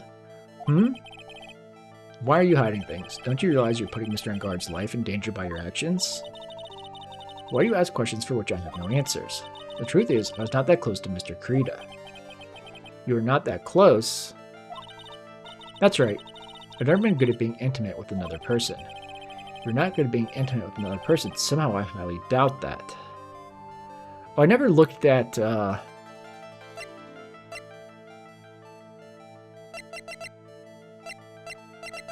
Wait, the thing I picked up from what's-her-name isn't here.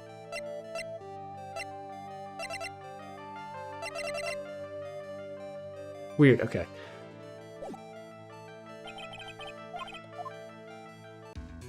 The thing that was thrown at me.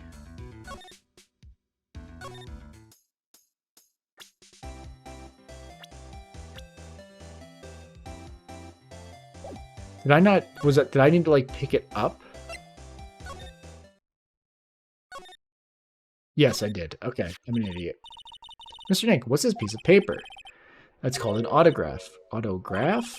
The paper's got Mr. Korea's name written on it, so it's his autograph. I can't read it at all. To be honest, I've never seen writing that looks like this. It's a special way of writing called cursive. Look here, see how it says, "To my dearest Wendy," in more normal letters here? This sloppy, unreadable writing? It's crazy and cruel to give this to someone. Hold on. Wendy, I've heard that name somewhere before. Okay, so I just needed to go pick it up. Away. So there's got to be like a picture of him with her, and that's like the scandal, I think. Hold on. Hold on. Can I? Oops.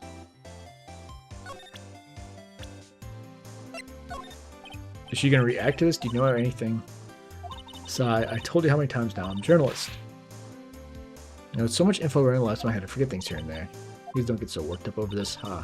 I don't care if you beg me. Be extra tough on kids. That's this gal's motto on learning youngsters. Okay. I think that might be like the piece we present to her, but before we do that, I know we have what we need right here. Or not right here, in the other room, but we're going to get interrupted first. Oh, Mr. Wright, how are you? Mr. Powers, have you been here the entire time? Yeah, people connected to the murder aren't allowed to go home, let alone leave. How are you connected to the murder? Can you tell me a little more about the Nicholas Samurai TV show? Okay. The Nicholas Samurai is an action hero program aimed towards kids. It's a sequel to the Steel Samurai. I see. This time, there are 3 samurai brothers. Aluminum Samurai, Tin Samurai, of course, the Nickel Samurai. It's a love why? Neo Tokyo, I don't know what that means. I see. Wait. A love what? A love why? This girl... Oh! The 3 samurais are all vying for attention. Okay. This girl, Sayo, works at a tea shop and all 3 guys fall for her at the same time. Oh, I guess the Y shape is like the 3 brothers colliding over this one girl. Anyway, Sayo is actually the daughter of the evil Strawberry Clan's leader. Sounds like an unusual situation, like Romeo and Juliet times 3. Yeah. Strange thing is, this sort of forbidden love story is really big with the office ladies. Yes, Pearl? What happens next? I want to know. Mr. Sayo? Probably Sayo. Does Miss Sayo fall in love? She does, doesn't she? Every Sunday at 8 a.m. I'm going to stop watching Kids Masterpiece Theater starting this week. I can't believe she's really considering it. So what's the Jim and Ninja TV show like? It started from a remake of an old movie, to tell you the truth. But Jim and Ninja, like the samurai shows, is geared towards kids. It's the story of a ninja who can't scale a wall, but became a big pop star anyway. What? He was a really lousy ninja who absolutely couldn't do any ninja things right at all. But boy could he sing. With his trusty bright red guitar in hand, he took the ancient world by storm. A ninja with a bright red guitar? And then, the final fight in front of his beloved Princess Misola. Jamin versus the Muromachi 5. Suddenly, our brave hero catches a not-so-Jamin cold the night before Battle 3. Aw, that's too bad for him. Yeah. But this kind of pop music-based love story is something high school girls really like. Yes, Pearl? What happens next? I want to know. The Jamin Ninja, will he be able to sing? What about Princess Misola?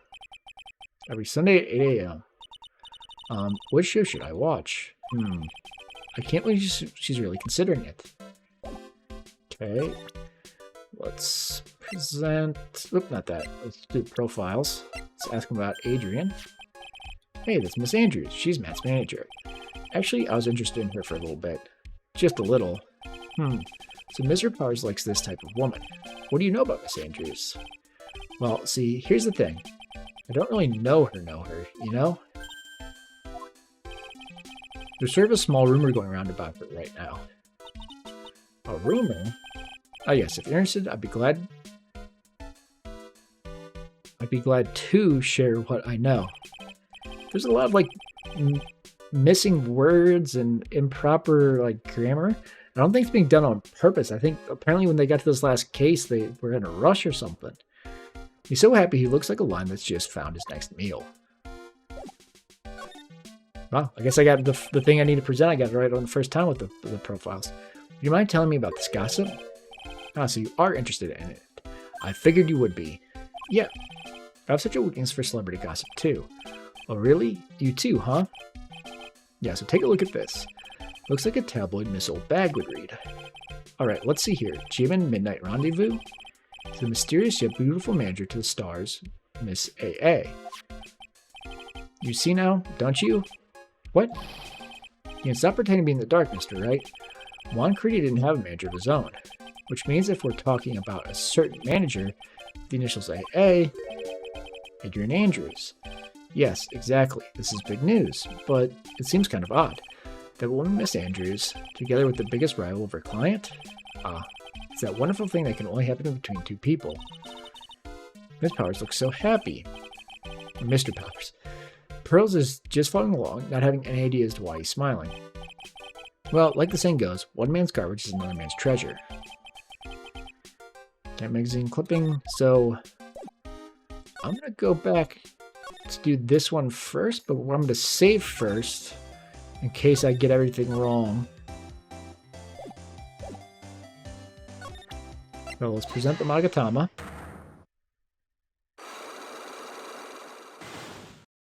Since this one only has 2, this is why I want to do this first, because I feel like I'm going to need something from this one for the stuff from what's-her-name.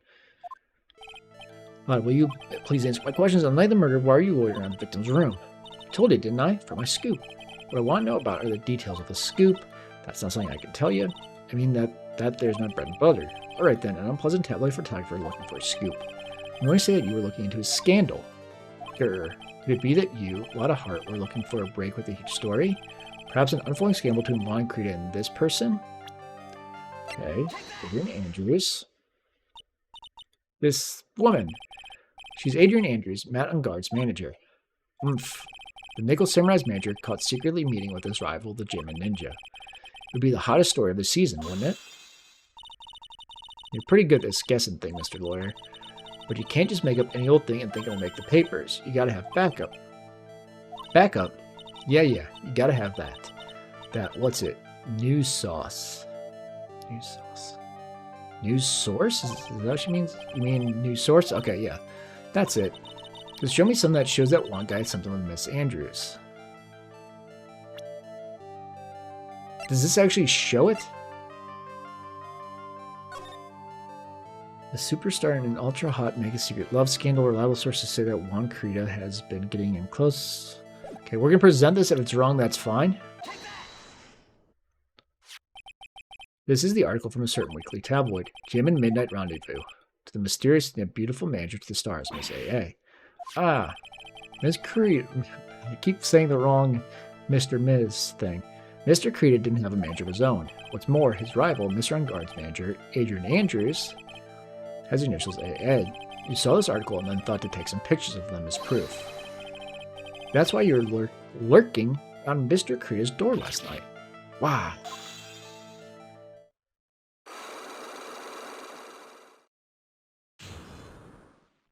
Okay.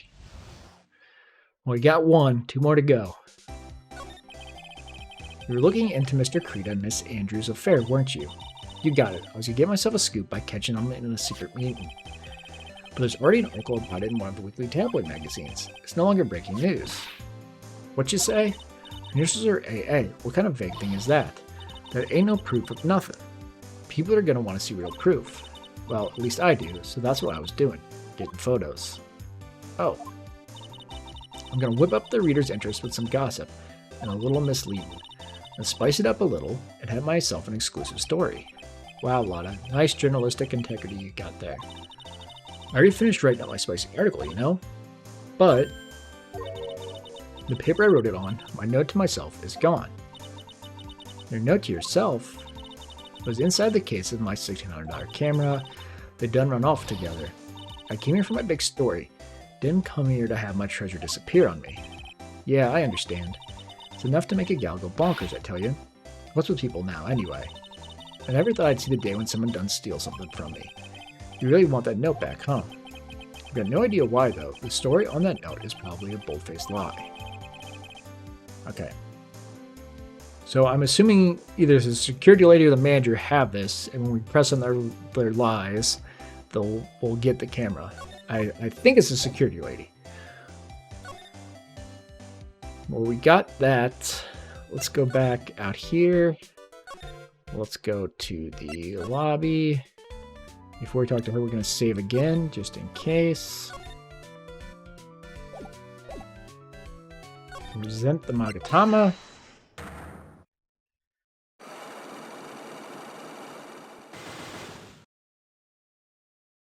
So I don't know if I'm going to have everything for all four. What you witnessed, yada, yada, yada, yada. We already saw this. She wants a present.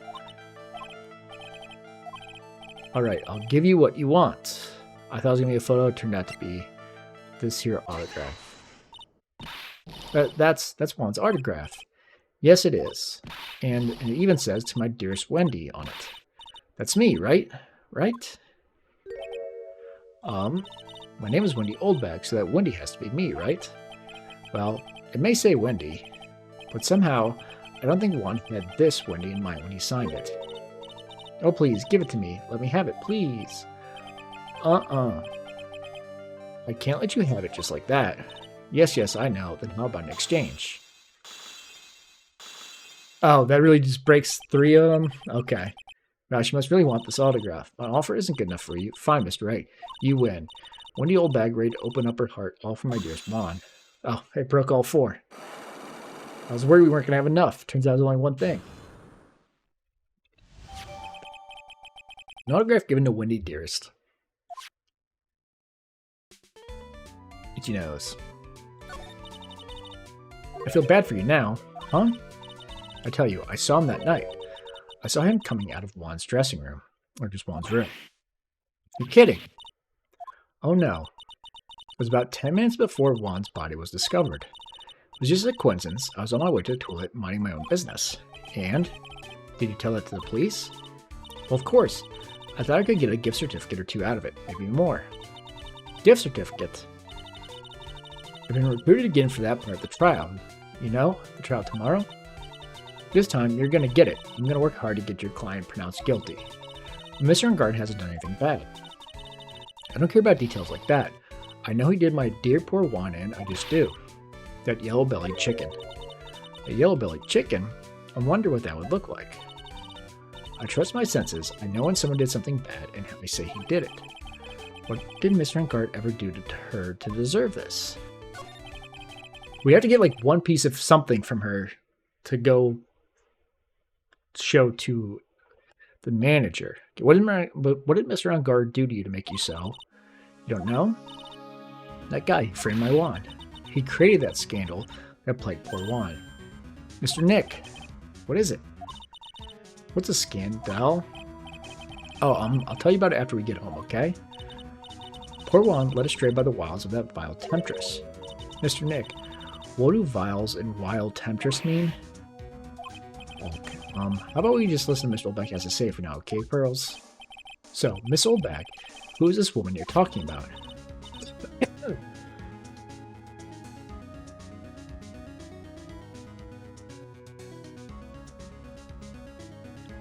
Sorry, I suddenly started choking on air.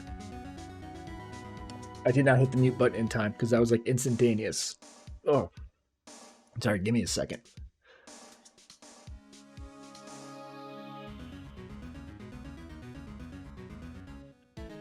Alright, I think I'm okay. Adrian Andrews, of course. Who else? That guy, he shoved the girl onto Juan on purpose. His own manager? But why? I thought lawyers were smart. It was to create a scandal to make Juan lose face. That girl drove Juan into a scandal that dragged his reputation through the mud. Sounds like a pretty standard definition of a scandal to me. Why do you know about that anyway, Miss Oldbag? Because she's got the camera case, right? I'm one of Juan's biggest fans. I'm always out there gathering information. There's nothing I don't know. Do you have proof that Mr. Engard did what you say he did? Next week's issue of a certain magazine says so. Ugh. Of course, a tabloid. Next week? Does that mean it's something people don't know about yet? Why would Miss Oldback have information like that? And where did she get it? Hee hee hee.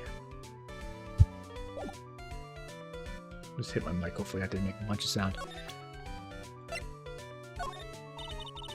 I don't have anything to say to delinquents like you. She's clearly okay.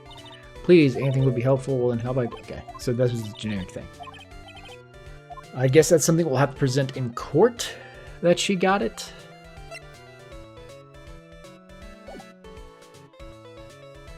There's nothing else to talk about here.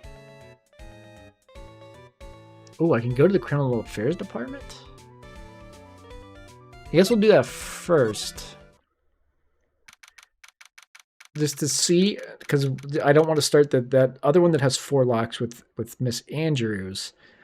I don't know if I have enough there. I mean, the one thing is about like how the proof that I intimate knowledge or intimate relationship, that she's never had an intimate relationship with someone, I think is what I had to prove.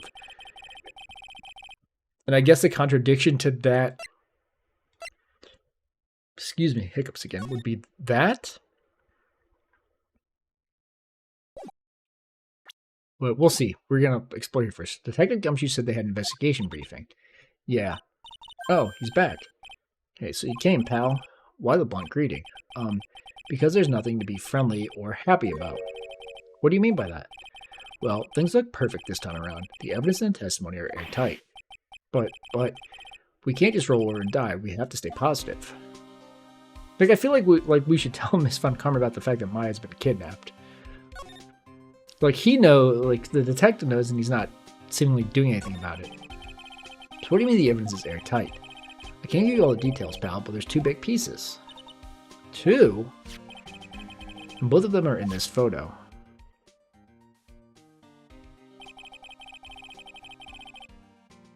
Oh, I thought we were going to have to figure it out ourselves. The missing button. First is the button that's missing from the victim's chest. That's the button that you found during your body search of Mr. On Guard. Yep, I found it in the folds of the Nickel Samurai special pants. And the second one is the knife in his chest, pal. The fingerprints on the knife in his chest, to be exact. Alright, so where we are right now is Miss Andrews had dinner with the Nickel Samurai, Mr. On Guard, at which point she took this knife, which she's going to use to stab Mr. Kurita, at which point she gets the button and then puts that back in Juan's stuff, or not Juan, in Matt's stuff. So she had access to both scenes, had access to the knife, and had access to put the button back. So I think where we get her on it is the fact that maybe she was served the juice or something. I don't know. I'm sure we're gonna get there. Fingerprints. Whose are they? You didn't even have to ask, little missy. It's obvious. They're Matt and Guard's. Tomorrow's trial. Talk about being stuck between a rock and a hard place. So what about this airtight testimony? It's that old security lady, Miss Old Bag. I thought so. What do you mean, you thought so? Did she tell you something, pal? Well, I even told her not to open that mouth of hers and blab to anyone. The blab knob is stuck on 10 and there's no turning it down. Trust me. Yeah, well, Miss Old Bag saw it all, pal. She saw Mr. On Guard come out of the victim's room around the estimated time of death.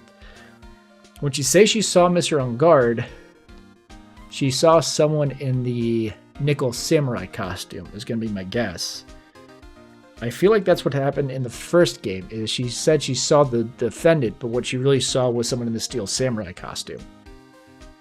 So it's going to be the same thing as, what's-her-name was in the Nickel Samurai costume, and she managed to, but then the thing is, it's already been pointed out that she was small of stature.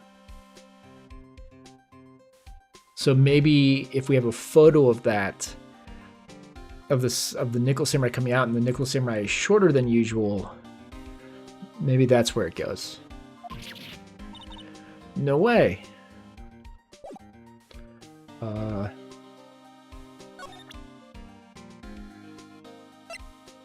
don't think this is gonna matter. Okay. I already asked about that. We're pretty interested in this bit of gossip ourselves, the scandal with Mr. Kurita, but why? Well, 2 years ago, that was a very quick flash of that. A woman committed suicide. Suicide. Her name was Celeste Impex. Celeste Impex. I'm trying to think, is that name like a play on something? Celeste Impex? Nothing jumps out to me. And she was Juan Kurita's manager. The victim's manager? But that's not all, pal. Miss Impex was Miss Adrian Andrews' mentor. She taught Miss Andrews everything she knew about the business from square one. Her mentor? A woman who was both Mr. Kurita's manager and Miss Andrews' mentor? Could her suicide have something to do with this case? Do you want to know more about her, pal? I sure do.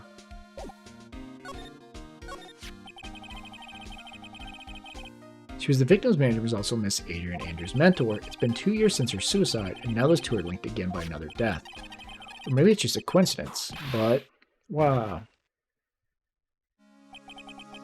I'm getting sick of dealing with one foolish idiot after another. Oh.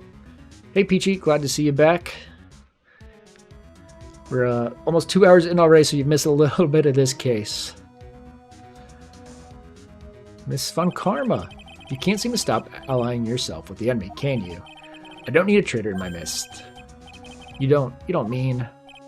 I do. Scruffy, you have 30 minutes to get out of here. You're no longer needed. Goodbye. That's... Wait, please wait, sir. If I don't get this month's pay, I'll start... Quiet. If it weren't for traitors like you, I would have won. Is that what you want to say? Who... Uh-oh, is Edgeworth back? Edgeworth. It's been a long time, right? This is Mr. Edgeworth? What am I going to do with you? Still blaming others when things go wrong? You haven't changed a bit, Franziska. You. How dare you show your face to me without a shred of shame upon it? You soiled the Von Karma name, dragged it through the mud. You even ran away with your tail between your legs like the ill-bred dog you are. Are you talking about the Von Karma family creed, to be perfect in every way? Then let's hear it, Franziska. How are things going?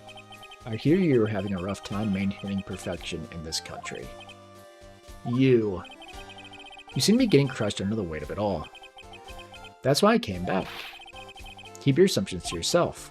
I haven't given in yet. I won't lose. This case is mine. I'll never hand it over to you. Never. Mr. Phoenix, right. I'll see you tomorrow in court. Be a clinical lesson on the meaning of total victory. Still the same wild mare she always was. Guess we'll talk to Edgeworth. I thought you, the prosecutor Miles Edgeworth, had gone and died. Mr. Nick. I never wanted to see you again. I think that's enough of a warm welcome for someone you haven't seen in a year. Are you going to run tomorrow's trial? You heard her, right?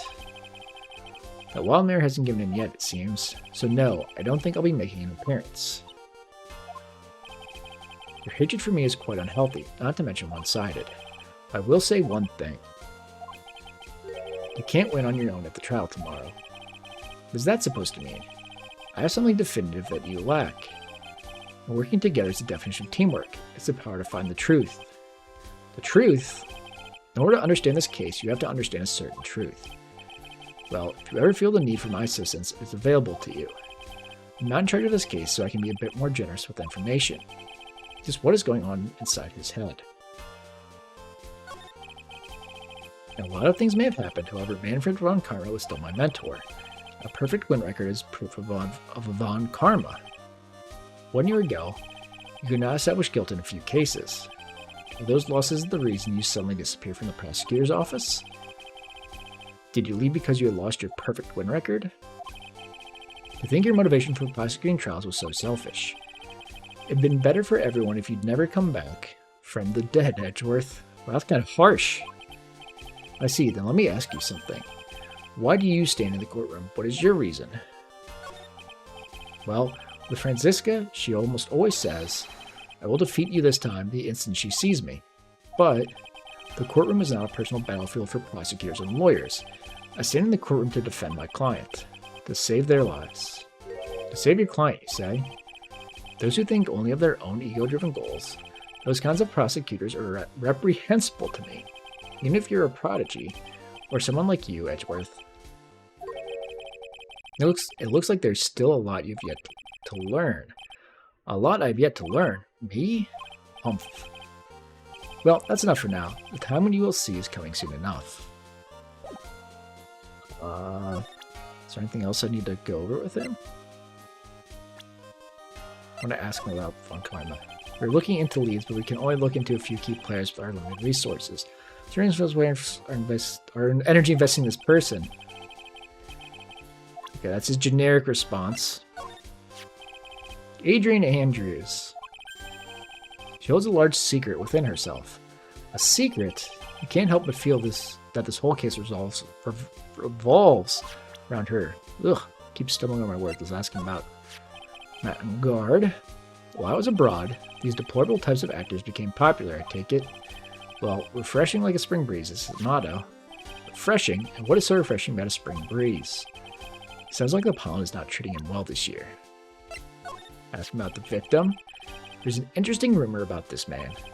You mean the one about Miss Andrews getting close to him? Well, that's pretty common tabloid fare, isn't it? I don't take things at face value when there's more to be found. I don't know if he's... Okay, nope. Nothing important there. I don't think he's going to have anything important here. I'm going to ask about her just in case. Okay, nope. Let's ask about her. This woman is another key to solving this case. Do you really think so?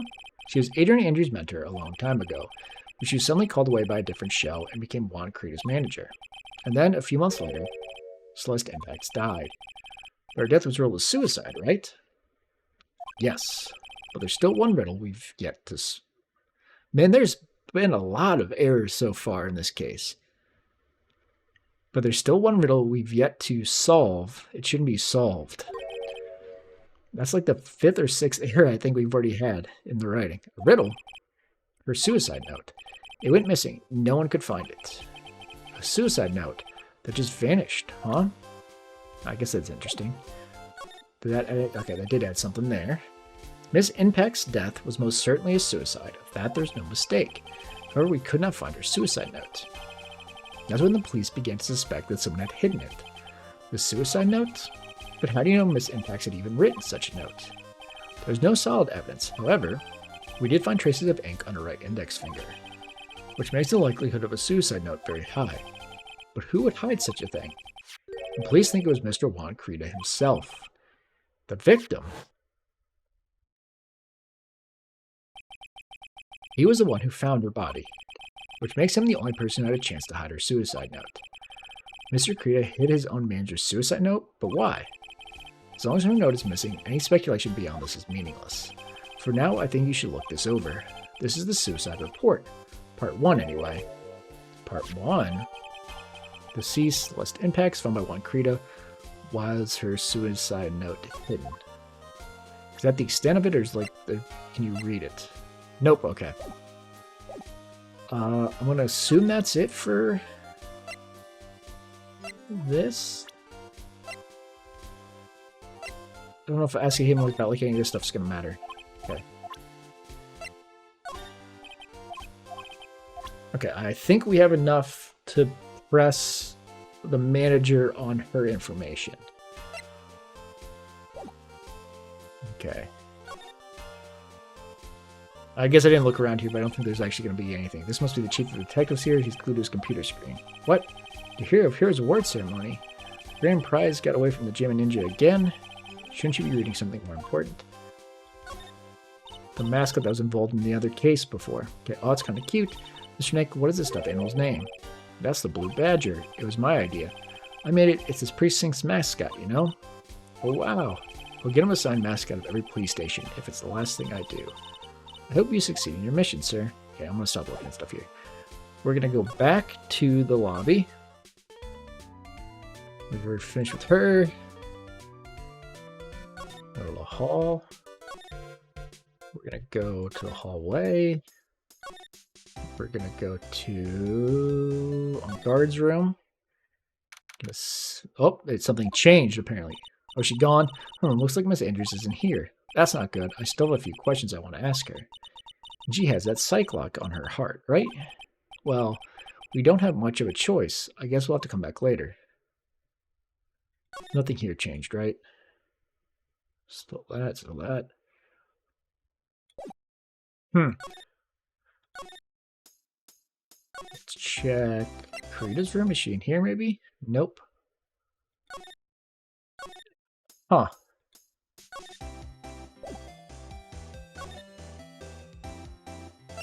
I guess, I wonder if I can talk to what's-his-name again. But he's got nothing. I don't think there's anything important to present to him. Let's go to the detention center and talk to... Wait, can I not go to the detention center? Can I go from here, maybe? This is all the same. I have to go to my office before I can go to the detention center? Okay, let us ask him some more questions. Now that we've learned some more. About you and the victim, Mr. Juan Krita, what sort of... It's got nothing to do with anything. Man with that face of his, you can't even tell he's... Oh, no, this is... It didn't have a check mark because we'd asked him the day before, or the morning before. Okay. We want to present a couple things. One is this. Oops. I wanted to present it, not open it. What do you think about this article? We were talking about her thing with Juan. I always thought she was a bit careless in the way she handled it.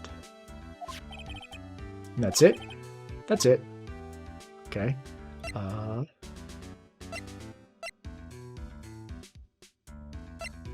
going to show him, like, everything.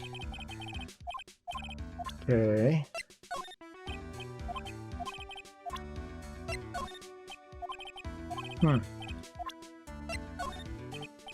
Okay, so that nothing from any of this. Let's ask him about people. That's my manager. Do you meet her? Yep. What do you think? Strong woman, right? She takes good care of me. You're such a mama's boy.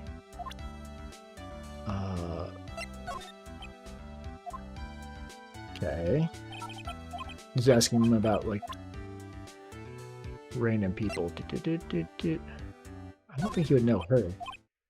Or maybe he does, the way he's acting. What's wrong? How much do you know? What do you mean, how much? Mr. Lawyer, and maybe your client, but I hope you will keep yourself out of my personal life. No, I would never... Now, if you'll excuse me, I have a lunch appointment I have to keep. You're in detention. Who in the world are you going to eat with? The security guard? Okay, so that's... interesting. Mr. Nick, this list impacts Lady. Somehow, I get the feeling she's a very important person in all of this. Okay, that caused him to leave, which I'm hoping will now make What's-Her-Name appear again.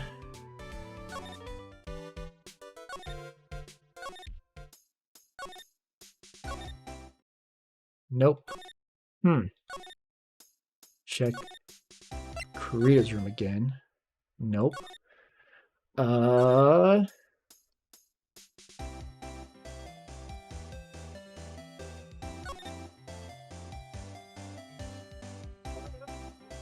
sure what I need to do. I'm going to ask him if he knew her. Why are you asking me? Okay, no idea.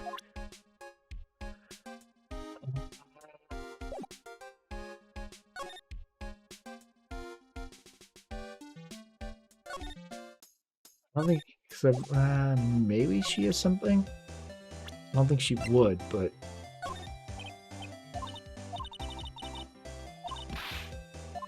Okay. Generic cancer. Did I already ask her about Adrian? Yeah, okay. Generic answer. It's weird reactions. Like, everyone in this one always has a weird reaction. It's very strange.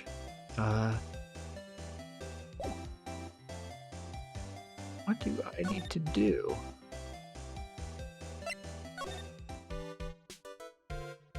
He's got nothing new to talk about.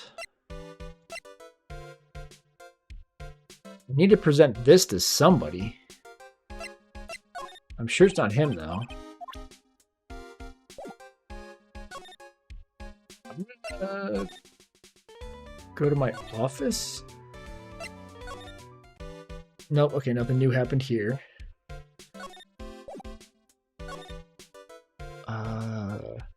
He's gone from here, so there's nothing to do here.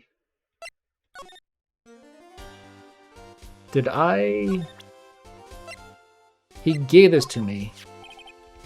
I don't like to look through reports. I like to see reports even less. Worst of all, reports have multiple parts like that. One that has two. Okay, I needed to ask him about the second part. 2 parts. What you just handed me is the first part of the report. Here's the second part. The second part of the report is about an attempted suicide. The attempter's name is Adrian Andrews. Okay, that's pretty important. I definitely needed that. Miss Andrews, what did she do?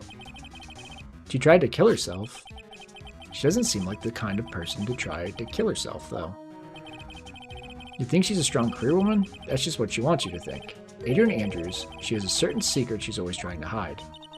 A secret? Her dependent nature. That's what she's really like on the inside. Miss Andrews, dependent. Talk about the exact opposite of what that woman is. Okay. Now she probably shows up again somewhere. Nothing new there. But now let's see if she's back now.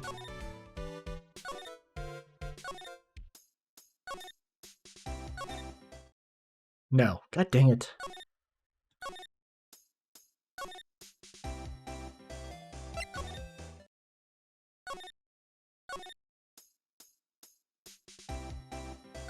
Oops, wrong foot.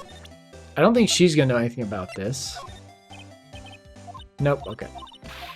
Maybe I still need to talk to him about something else.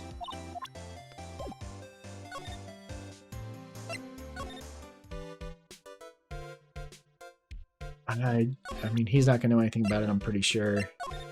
I already did that. I'm dumb. Okay. We're gonna make one more lap around every place before we talk to the lawyer again. Double checking. Nothing here. Detention center. Nothing here.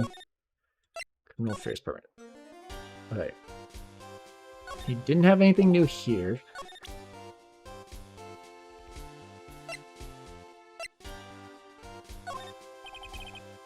Okay, useless evidence.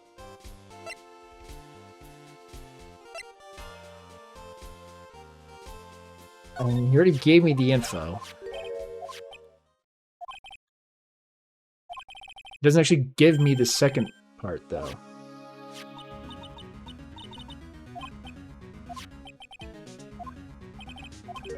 Okay.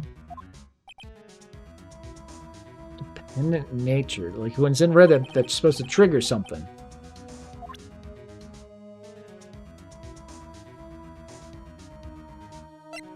And then, like, did that give me something new here? No.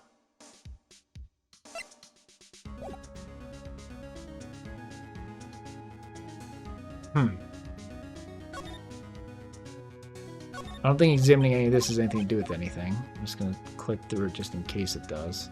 There's this guy.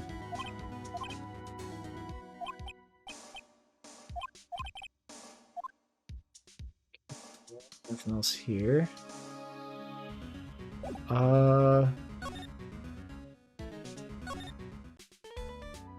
She doesn't have anything that I would possibly do. Huh. What am I stuck on? I already asked him about Adrian. So there's nothing new there. Yeah, that prompted the rumor, and then I talked to him and he gave me the info. Can I ask him about Celeste? He doesn't know her.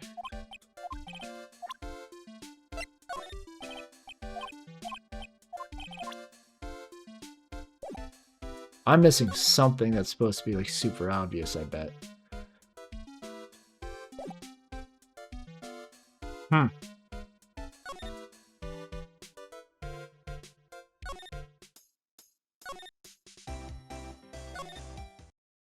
What am I missing, though? There's nothing else to examine here, I don't think. No.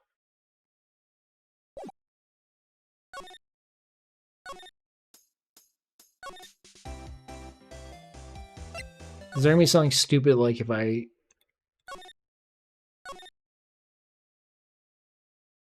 I was gonna say it's like she's sitting over here and I just had to scroll over. Nothing's changed here. I don't think. I've already looked at all that.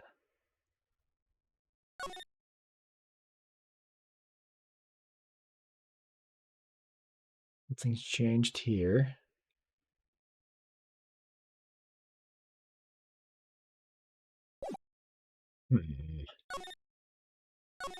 Alright, we're gonna present like everything new we've gotten. I already think I presented this and knew nothing.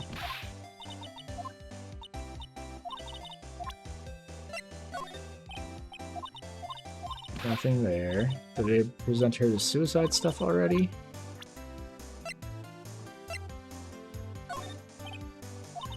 No.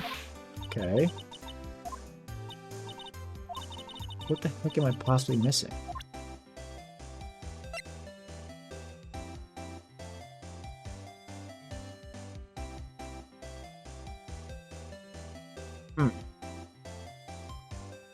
Oh my gosh. Hold on.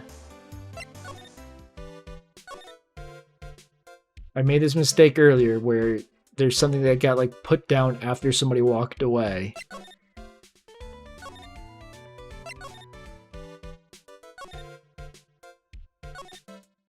I was gonna say, did he leave anything behind when he left here? He absolutely did not. Okay. Shoot. Those are just normal things you look at. There's like nothing down here. I am a little bit flummoxed here. There's nothing else. There's not as move around here.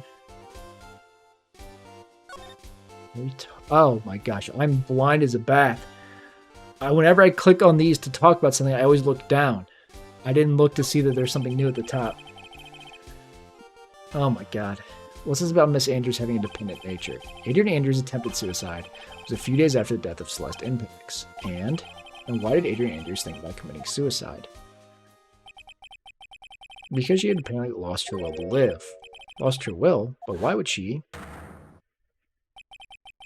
Her pillar of strength, her mentor Celeste Impix, was gone forever. That's why. Why would that? Is this what they call following someone to the grave? After her attempted suicide, Adrian Andrews started attending counseling sessions.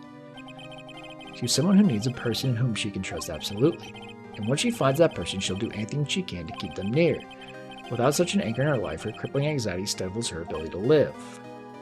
So I've already made the assumption that Adrian is the killer. So now the motive is her affair with Juan got found out, and so he wanted to like break it off, and she couldn't stand that, so she killed him. I would guess that's where this is going. And that's the nature of her dependency on others. Celeste Impix suddenly commits suicide. The world before her turned pitch dark. That's according to Adrian Andrews herself. Then that means her super confident attitude, it's all facade. She's only copying her mentor's behavior to hold herself together. How terrible. Okay, so now we've got an updated reason here. Okay. Now she's probably back. I hope.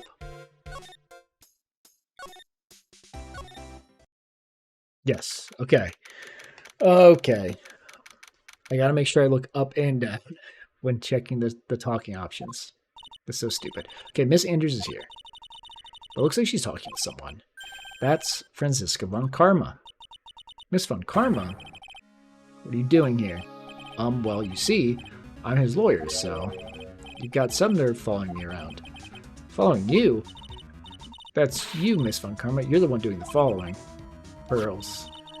You're always following after that Mr. Detective with the little beard. Me? Following after Scruffy? Don't make me laugh. Let me show you something interesting. Little girl. Okay, it's the little thing she uses to track him. What is that? Like an electromagnetic receiver. I planted a tracking device on that detective. And with this, I know that fool's every move. So that noise we heard was this receiver. I feel really sorry for poor Detective Gumshoe now. Now then, Let's stop wasting time. Adrian Andrews. Yes. Think hard about what we just discussed. Understood? All right. What are those two talking about? Miss Andrews, she seems a little dazed, doesn't she? Can we ask her about that?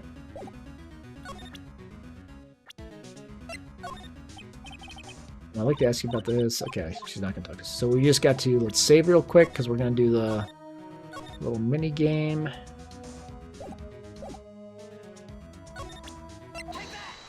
I think we should hopefully have everything we need to get through all the locks. Maybe.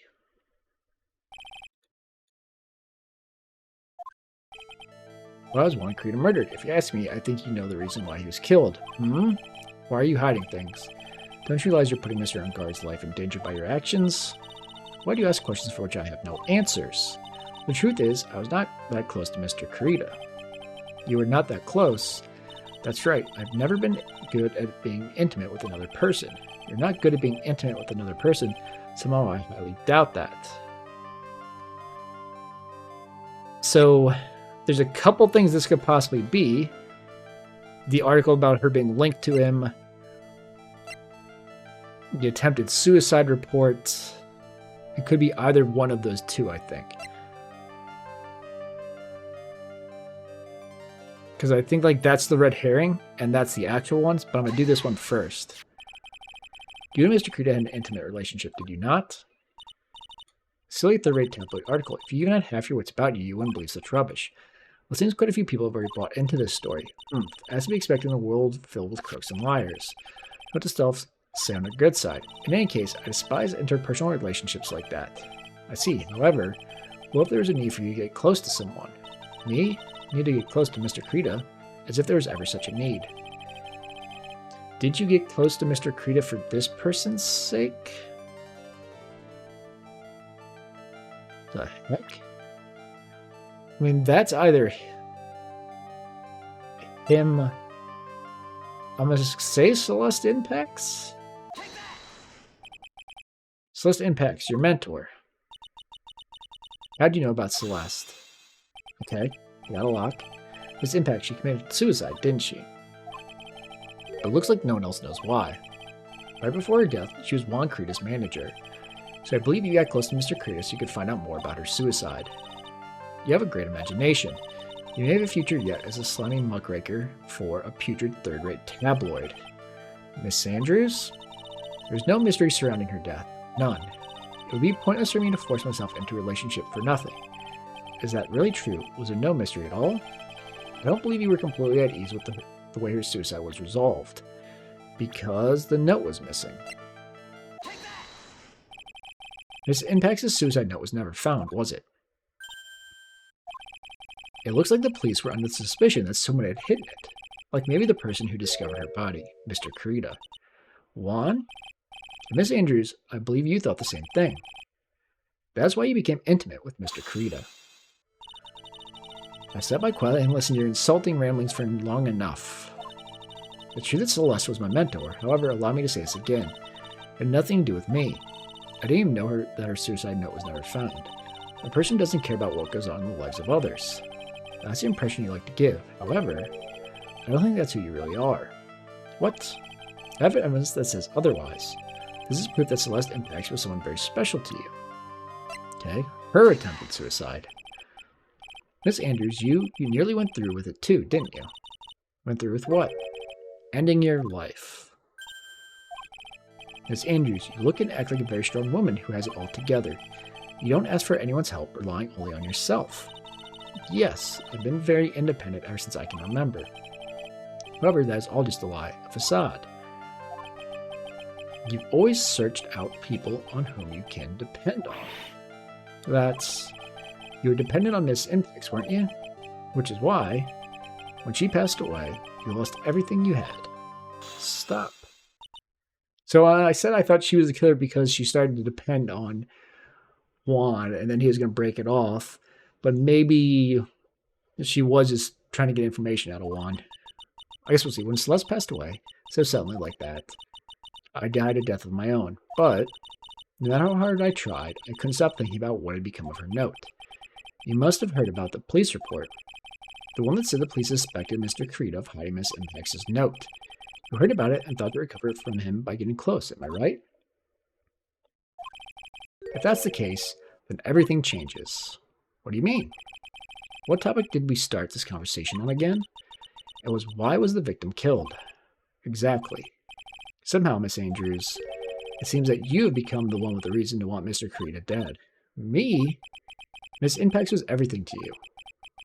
And then she died. And you would do anything to find out why she killed herself. Even commit murder. Murdered? Oh, I didn't even have to present anything for the last lock. Okay. Because I was wondering what else I could present. I'm assuming this is going to take us to the... After this, we get taken to the court case. But the one interesting thing about this one is because Maya's been kidnapped, and we were told we have to get an acquittal in the first day of court. So I'm wondering if this is going to be a weird case where we get him acquitted the first day, and then there's a second trial after. It's true, I'm a woman who can only live in insecurity, I'm physically small, and I don't really have a lot of self-confidence. I've pushed against all that, though. I've tried to live strongly. I never wanted anyone to find out the truth. Miss Andrews, there's one thing. It's the one thing I wanted to take with me to the grave. It was my secret, mine and mine alone. I'm sorry. You probably think I'm a worthless human being right now, don't you? Please, Miss Andrews, all I want to know is the truth.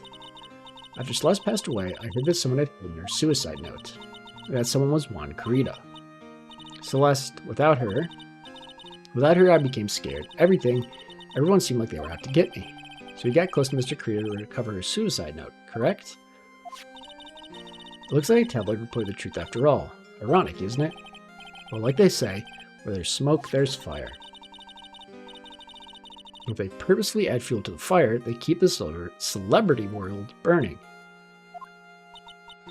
But as for the suicide note, I didn't and wouldn't kill anyone for it. It just doesn't suit me, that's all. Well, that's enough for now. I still have work to do, so... I understand. Oh, I have one small favor to ask. My attempted suicide, I'd like for you to keep it a secret. Miss Andrews? If people find out about my weakness, I would sooner choose to die than live. Oh, alright, I understand. We'll keep it a secret. Miss Andrews, I guess she's the overthinking type. She probably never says anything without carefully thinking it through first. Thank you for your discretion. I still think she's the killer. Mr. Nick, can I ask you something? What is it? Miss Andrews has been playing with that card in her hand since a little while back. That card? Yeah, I guess she has. Miss Andrews, what is that card you're holding? Huh? Oh, this? I don't quite know. It just suddenly appeared in my handbag. Okay, that's weird. So you just constantly hold it and flip it around? What is it? It looks like a seashell. That's what it looks like, doesn't it?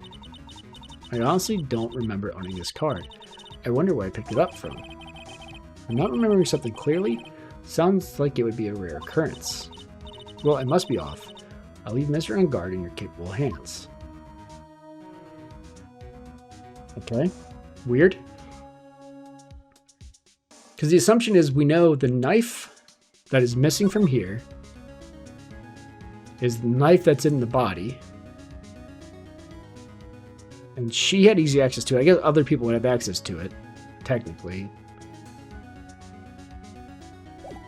But I mean, that's the main thing. And then the fact that part of something from the victim's body was found on the clothes of the defendant, and she would have had access to both people. Okay. Something new's got to happen when we move somewhere. I guess right out into the hallway. Well, I think we've gathered about all we can. What about Mystic Maya? Is she all right? Oh, Pearl, she looks worn out, so worn out by all this. She hasn't slept at all. She's been walking all over the place with me today. What's wrong, Mr. Nick? Let's go back to the office for a little while. You're really tired, right? Oh, no. I'm okay, really. I'm fine, I really am. You don't look fine to me. All right, let's keep moving.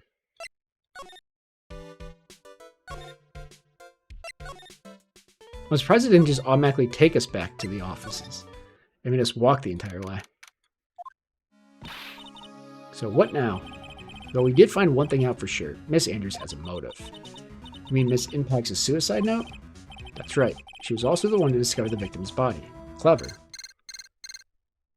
Oh no, it's the kidnapper. Mr. Dick, the transceiver. Hello? Right and Co-Law offices. Mr. Attorney, you're not answering a phone. Maya, where's Maya? As I promised, I have not gone within a few feet of her this whole time. Few. Which is why, I suppose, she's absolutely famished. What? So I suggest you win a quick acquittal, my friend. At any cost, wouldn't you agree? Wait, Maya, let me hear her. Very well. Ask my... What? Maya, is that you? Sis, ask my sis. Maya, damn it. He cut it off. Music Maya said ask my sis, didn't she? Sis? What does she mean by that? Come on, Phoenix. Sigh, you're a hopeless one. Sorry. Ack. Well, I mean, spirit medium. You're supposed to talk to her. There you go. Mia! I have a message from Maya, so come, ask me anything you want about her. If you haven't seen the earlier things, Maya and Pearl are both spirit mediums that are capable of channeling the dead. In this case, Phoenix Wright's mentor, Maya's sister, who died in the first game, who occasionally comes back in channeled form to talk to us. So let's talk to her. How's Maya? She's safe for now. That kidnapper is one to keep his word, it seems. Well, but does she know where she is? I'm glad to hear she's safe, but Mia, how did you know? As soon as she was locked up, Maya called for me. I read the note that she left. Then I gathered as much information about her surroundings as I could. I didn't know you could use spirit channeling like that. Pretty smart of her. The kidnapper, what's he like? I don't know. Apparently, Maya went to answer a phone call at the hotel and was drugged there. And she didn't see the face of her attacker. Arg. Maya's locked up in a very dark place right now. I'll tell you everything I heard when I was with her. When you were with her, couldn't you, like, take over her body for a second to see everything and then untake it over? I'm starving. I could really go for some apple pie. I mean, at a time like this, sweets are the only way to go. I have to stay positive. He promised he wasn't going to kill me. I'm not going to die. Sis, I wonder if you're with Nick right now. Okay, so I guess we are. I mean, we're in the wine cellar at the hotel, I assume. Drat, it's locked. But this door's locked seems easy enough to open. On TV, the hero always uses a plastic card or a stiff piece of cardboard. And click, they magically open the door. There's no way in this situation that the lock would be on the outside of this door. The lock would be on the inside of the door. Because this room isn't made to keep somebody locked in it. So the lock would be, it's meant where you have expensive wines, you lock it from this side so people couldn't just walk in and steal wine. So the lock should be on this side. Okay. Wonder if there's a card like that around here I could use. What's this? It feels like there are a lot of glass bottles here. And these, they feel like barrels. I'll pass. Too bad I'm really hungry and not really thirsty. I guess we'll look at this card on the ground. Huh? Someone dropped a card here. It kind of looks like a business card, but there's no name on it. What? Is it? What? It's a picture of a seashell, I think. So it's the card that what's-her-name has, but, like, why? What a strange card. Oh, that's it. The shell card. If I use this, maybe I can get the door open. This might be my key out of there. I had a feeling this card might be useful. I'm such a genius. Alright, now if you'll excuse me, Mr. Kidnapper. I did it. Okay, now I'm getting the heck out of here. I shouldn't keep Nick waiting or worried.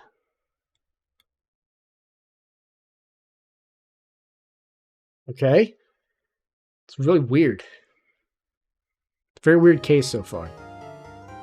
Yes, we'll save. And we're probably going to keep going till the next save point. Okay, we're going to be at the trial. So is she out now? I'm so confused about, like, if it's jumping back and forth in time or if, like, that just happened and she's going to make it here. I don't know. Adrian did it? That's what it looks like. Dude, no way. That woman couldn't do anything like that. In court today, there will be a mountain of evidence that will implicate you. A mountain of evidence? I'm certain there's someone out there trying very hard to pin this whole thing on you. Please, Mr. Lawyer, dude, like I said yesterday. I'm refreshing like a spring breeze, alright? I can't let any sort of scandal ruin that. I understand. Well, it's almost time. Mia, you must get a complete acquittal today. I know, but I can't focus on my situation right now. Or Pearl's either. No matter what, I have to focus on winning this case by the end of the day. Indeed. Well, let's get going. Uh-oh. That means what's your name? Oh no, it's the transceiver. I thought it was Von Karma walking up. They both have beeping sounds. This is right. Good morning. This is it, Mr. Attorney. The day of the trial. Maya, she's unharmed, right? Well, when I checked on her earlier this morning, she seemed a bit, how shall we say, tired. Don't worry, people don't die that easily. Besides, what you really should be concentrating on is winning today's trial. Grrr. For my sake, as well as yours, you must win today's trial. Which is why I sent you a little present this morning. Present? What in the world do you want to give me? You'll figure it out once the trial starts. And even if you don't like my gift, I expect you to graciously accept it and win the day's contest, if you please. Wait. Beep. Okay. You can never send me a present. Mr. Lawyer Dude? Who was that? No one has nothing to do with you, so forget you heard anything. Dude, did your nose just get longer?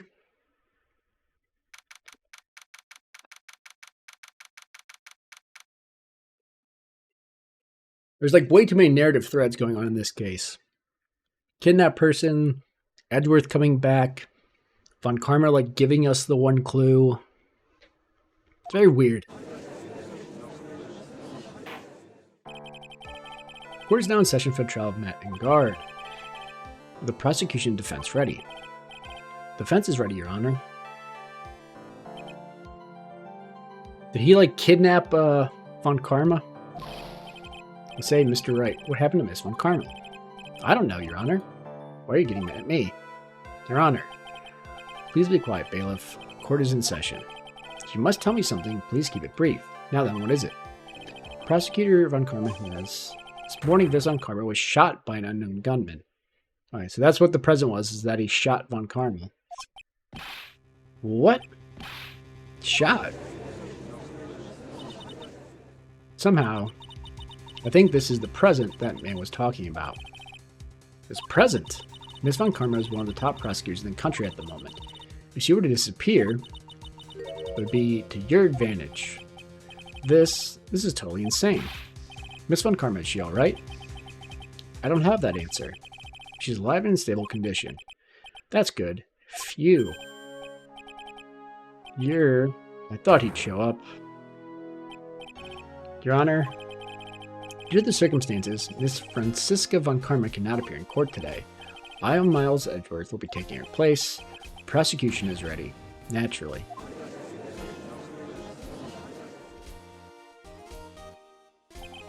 Miss Von Karma was shot in her right shoulder and is currently undergoing surgery. Luckily, I have looked this case over and am familiar with the details. The prosecution seeks to prove the guilt of Mr. Guard. The court acknowledges the prosecution. Right. I finally found the answer I was struggling for in my long journey this past year.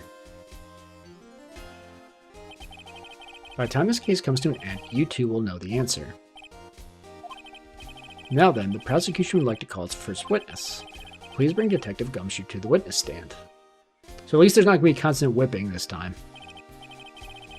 Witness, your name and occupation. My name's Dick Gumshoe, sure. Dick Gumshoe, sir. I'm a detective down at the precinct, for now. For now? After this trial's over, I'm supposed to turn in my badge, sir. Detective Gumshoe? The prosecution has no need for a depressed witness. Lift your head up and face forward like a proud officer, Detective Dick Gumshoe. Yes, sir. Now, let's have your testimony. If we want to explore the various facets in this case, we must start with that. Get ready, Phoenix. This is going to be one very rough fight. Yeah, it have to be with Edgeworth as my opponent. The answer he was struggling for. Interesting. Show me this answer you finally found, Edgeworth. Okay, bare facts of the case. This murder happened after the Hero of Hall's award ceremony, sir.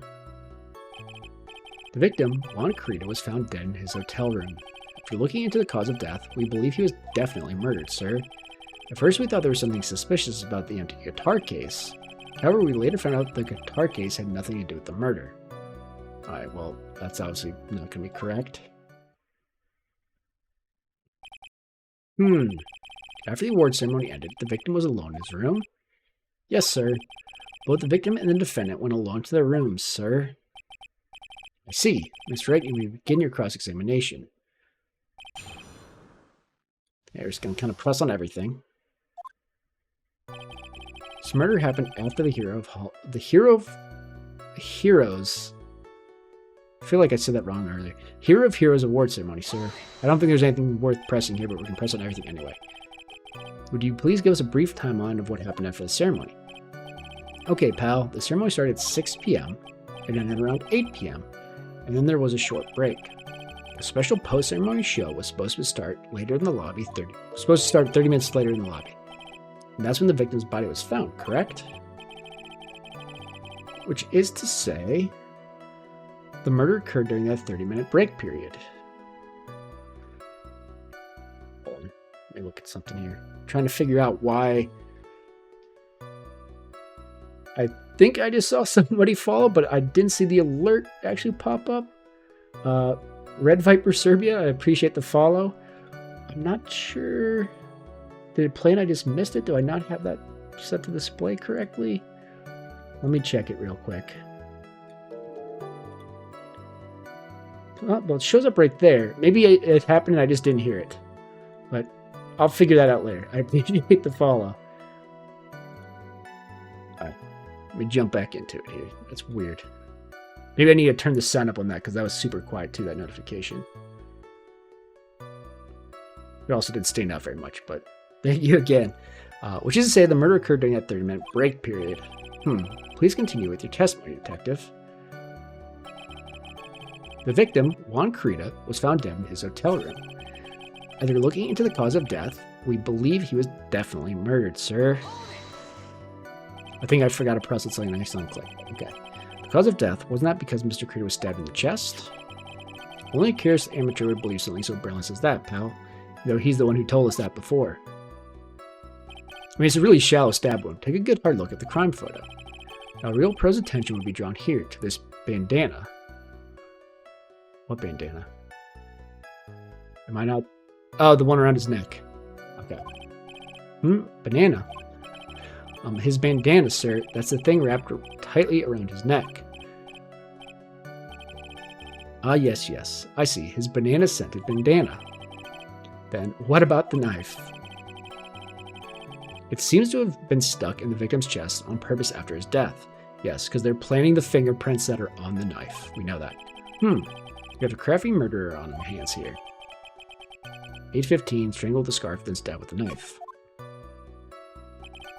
At first we thought there was something suspicious about the empty guitar case. I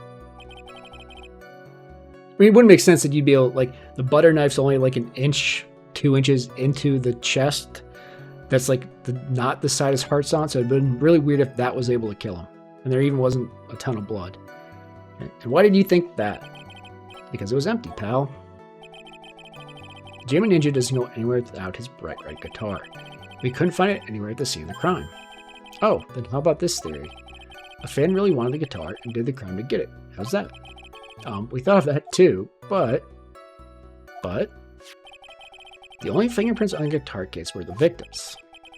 Only the victims, huh? I see. And so much for my theory then. We also knew the guitar was missing by 6 p.m. because he didn't have it during the 6 to 8 presentation. That's pretty. Okay, they added a fingerprints piece. Okay.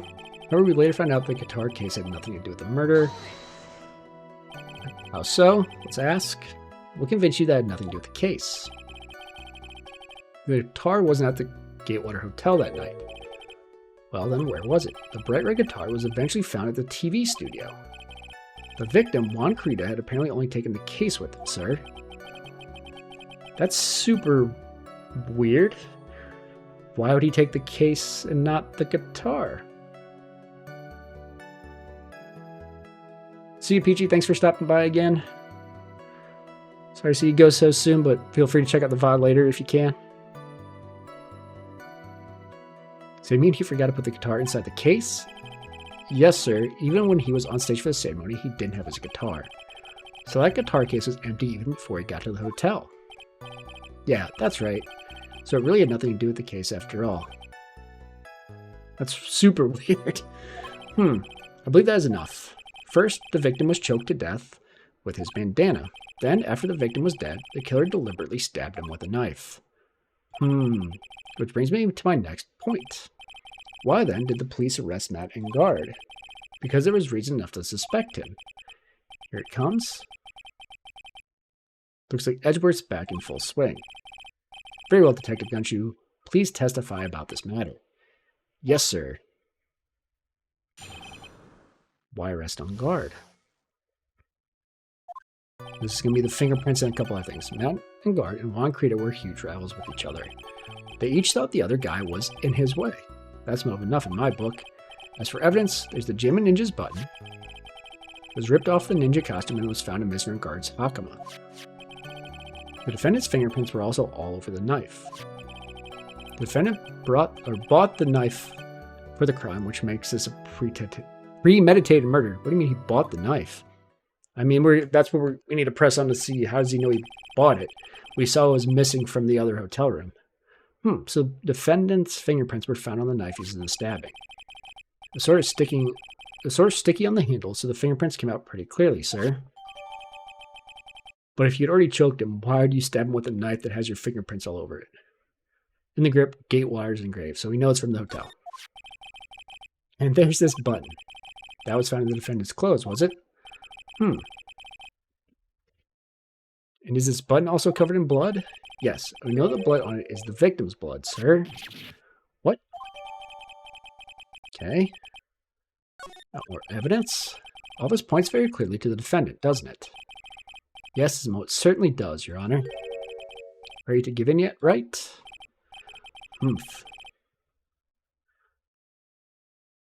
I'll find the hole in your argument somehow.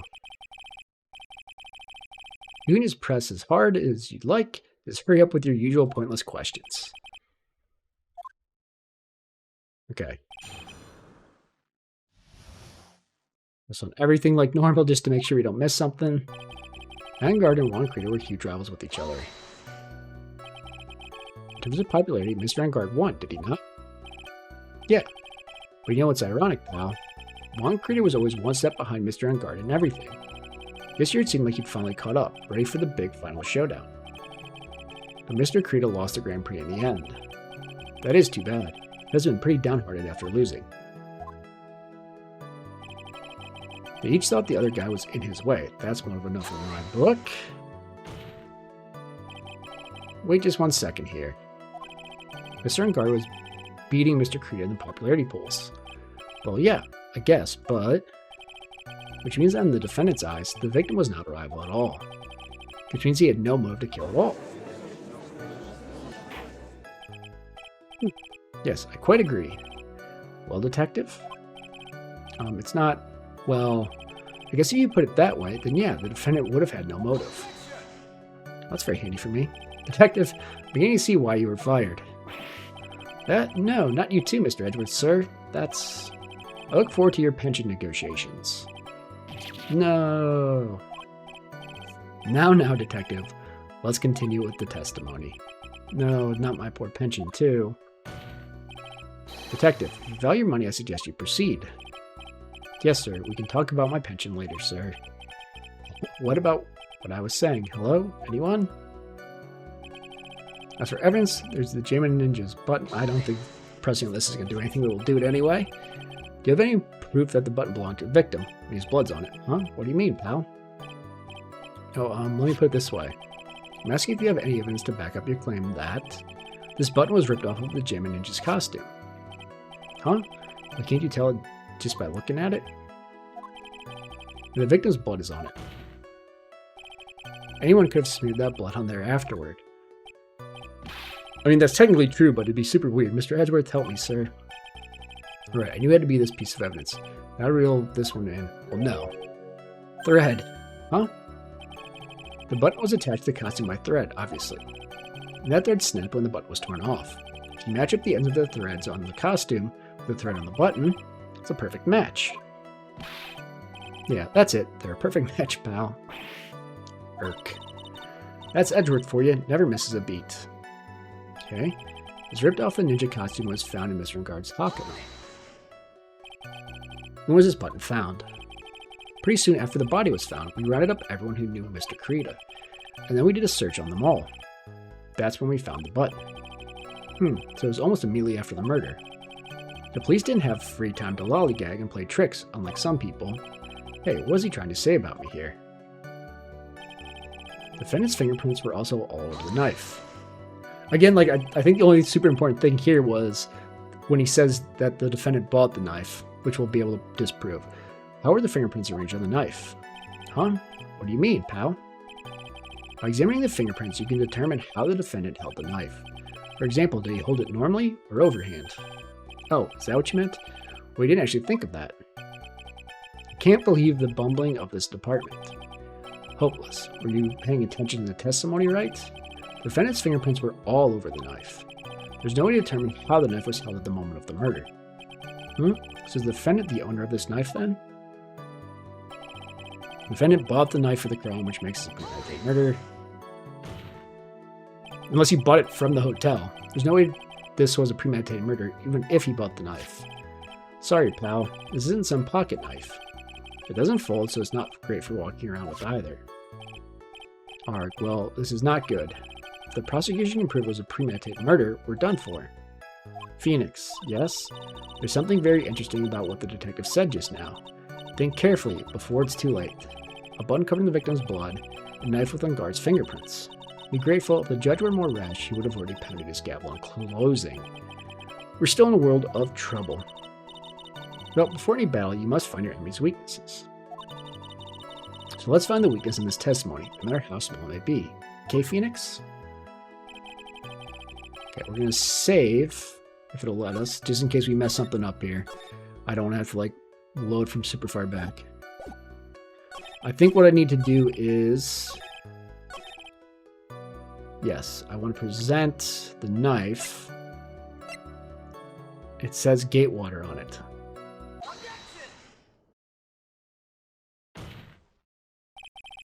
I mean, I'm pretty sure that's what you would need to present. Wait a second. What? So the basis of your argument this was a premeditated murder is simply that my client bought a knife beforehand? That's right, pal. The defendant did not buy this knife. Huh? Take a good look at the handle of this knife and you'll see what I'm talking about. Huh? It has a Gatewater seal set into the handle. Gatewater? I think I've heard that name somewhere before. That's the name of the hotel, the Gatewater Hotel. Uh-oh. The murder knife was actually property of the hotel, which means this murder was not premeditated. I mean, I don't understand why that's necessarily important, but who knows.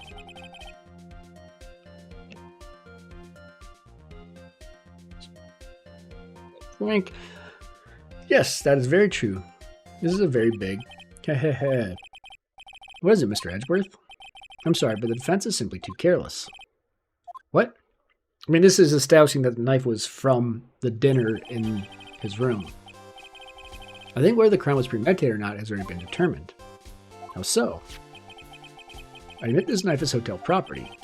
There's no one currently on the police force that is dumb enough not to realize this. But I didn't... Oh. The question is, where did this knife come from? Why, that's obvious. It came from the victim, Mr. Kurita's room. Sorry, Your Honor, but that's incorrect.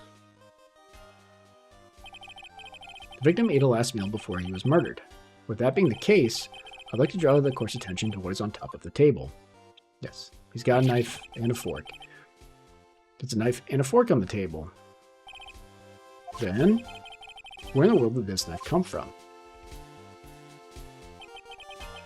If it pleases the court, I would like for us to recall the room of the defendant, Mr.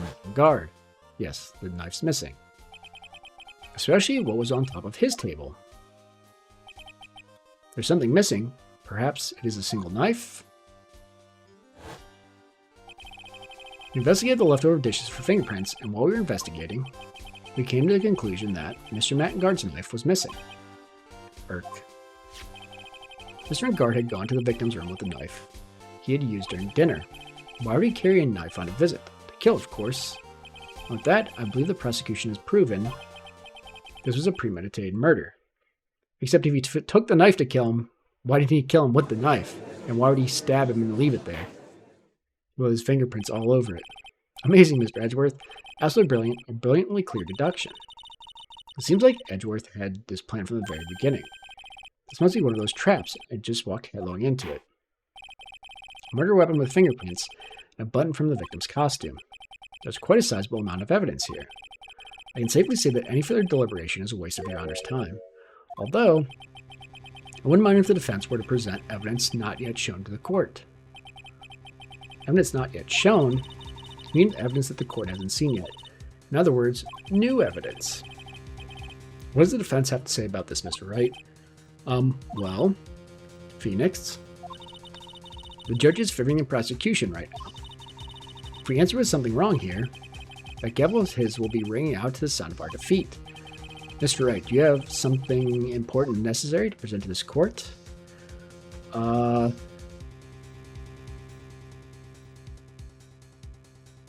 mean, I need to present evidence that shows that, what's her name? Adrian is the killer. But I don't know that I actually have evidence right now. There's one piece of evidence that catches my attention. Something that this court is yet to see. Mr. Wright, I will say this one more time. I do not feel this trial needs to continue at all. However, I'm giving you one chance and only one. What the judge is saying, right, is don't try pulling one of your usual bluffs here. If I mess this up, it's curtains for all of us. Okay, apparently this is super important. Can I save? Cool. I feel like this isn't actually a thing. Like, if I do something wrong, like, it's going to, like, catch itself.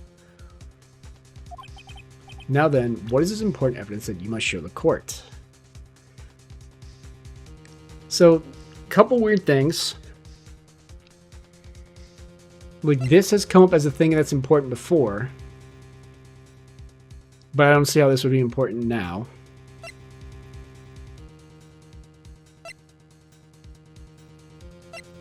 I would assume that it's supposed to be the suicide report. I mean, I don't present it, and if it's wrong, will this end up loading?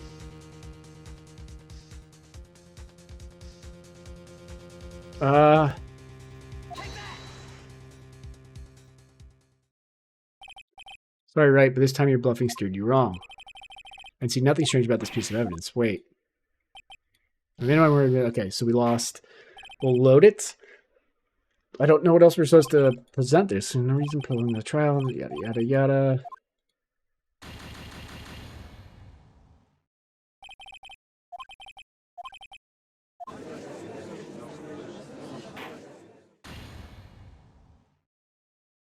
So here's an interesting thing. What if I accidentally, what if I was supposed to say, no, I don't have evidence to present, and now that I've overwritten the save, I've just basically soft-locked myself?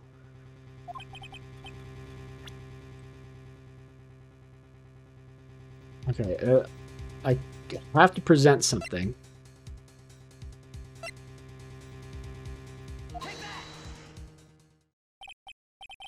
I'm doing the wine glass because they mentioned it was important before. But I don't know quite why. So we are bluffing, sort of. This is a wine glass, is it not? Please look at the photo of the crime scene one more time. The scene is a mess because of the victim's struggle against his assailant. The vase is broken, his makeup is all over the floor. These are all things that were at one point seen on top of the dresser. Well, yes, I see your point. However, this glass that is sitting on top of the dresser is mysteriously untouched. The only thing that had not fallen over, along with everything else, is this wine glass. This piece of evidence is more than strange enough to warrant further consideration. I guess so. I don't see how it really is. Sorry, scratching. I don't know why my nose is so itchy. Well, what do you all have to say? Ah, well, yes, it is a little peculiar. Yes, isn't it? I thought it was. You can stop looking at me with those puppy dog eyes of yours now. Mr. Edgeworth? What is it, Your Honor? Your opinion. You don't need my opinion, because there is no special meaning to that glass. What? It's safe to say the glass was set there after the crime took place. By the person who discovered the body, Adrian Andrews, for example. She could have easily been so shocked that she set the glass down without thinking. So she brought the glass into the room with her? That does sound very plausible, Mr. Wright. Could Miss Andrews really have set the glass down without thinking? There's no way. So I appear we're weak here, the trial is over. I can look for my proof later. For now, I should trust my instinct and point with certainty. The just might fall for it if you're thought-provoking enough. The defense would like to challenge the prosecution's theory. We would like to see something that proves it was Miss Andrews who set the cup on the table. You turn the situation on its head yet again, as usual. Mr. Edgeworth, do you have any proof to back up your claim? There's no way he has any. He's just bluffing. Her fingerprints could easily be on it. Unlike Mr. Wright, I'd never say anything unless I have the evidence to support it. What? You're not thinking hard enough today, right? Did you think this wine glass escaped my notice? Then... The court has been thoroughly inspected for fingerprints. Fingerprints? There were only one set of fingerprints left on this wine glass. Only one? Well, whose were they? They were not the victims nor the defendants. Rather, they were of one Adrian Andrews. What? Okay, but where did the glass come from? That's why I said the person who had discovered the body had left it there. Are we done here, Mr. Wright? Grr, I can't believe I fell into another trap. Miss Andrews was probably holding the glass when she went to see Mr. Carita. But why would she... That doesn't make sense. Upon seeing his dead body, she was stunned and set the glass down on the dresser. What you just said makes a lot of sense. Tisk, tisk, tisk. Now do you see, right? You can't change any part of my scenario, as it explains everything all too well. Grr. I've thought long and hard this past year about what it means to be a prosecutor. From here on out, I will show you the answer I have come to discover. Wait a second. Mr. Edgeworth, I think the prosecution has provided enough evidence for me to enter my verdict. Unfortunately, I cannot allow you to pass judgment yet. The prosecution is yet another witness we would like the court to hear from. Another witness? Yes. Bailiff, please bring in the next witness. What in the world is Mr. Edgeworth thinking? My guess is they're doing this whole thing about how the prosecutors they know they've got the wrong person and they're using us to get the correct people because that's what Von Karma did in the last case. I'm assuming that's what he's doing now. Now then, witness, please state your name and occupation. Witness, your name and occupation, please. Hey, gotcha. Grr.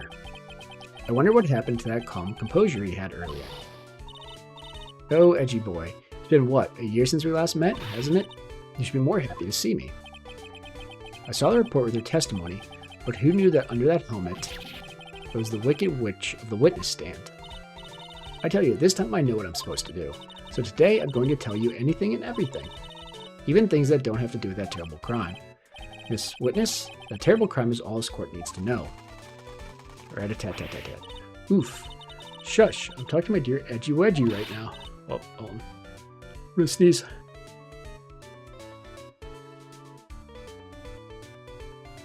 Yeah, I made sure to mute ahead of time, that one. Don't interrupt us, Gramps. Yes, madam. No, please by all means interrupt her, please. Anyway, witness, your testimony, please. It's true what they say, that youth are hot-headed nowadays. Not that I mind at all, Edgy. Now then, what should I start with? The witness was on security detail at the hotel the night of the murder. Is this correct, Miss Oldbag? It was a great job being able to see my dearie Juan. It was almost too much for my little heart to handle. You mean you were a fan of the victim? Look, everyone is crazy over that on guard, saying he's cute in a fresh way or something. But not me. I wouldn't say anything so silly. After all, I have no interest in a little child like him. I'm only interested in a real man, Juan Corrida. But those two were the same age. Anyway, as I was saying, I was pacing in front of his room that night. Very well, please tell the court what you witnessed. Sorry. Notification on my phone, I was checking real quick. Very well, please tell us, what you witnessed on the murder. Give it to me, Edgy Poo.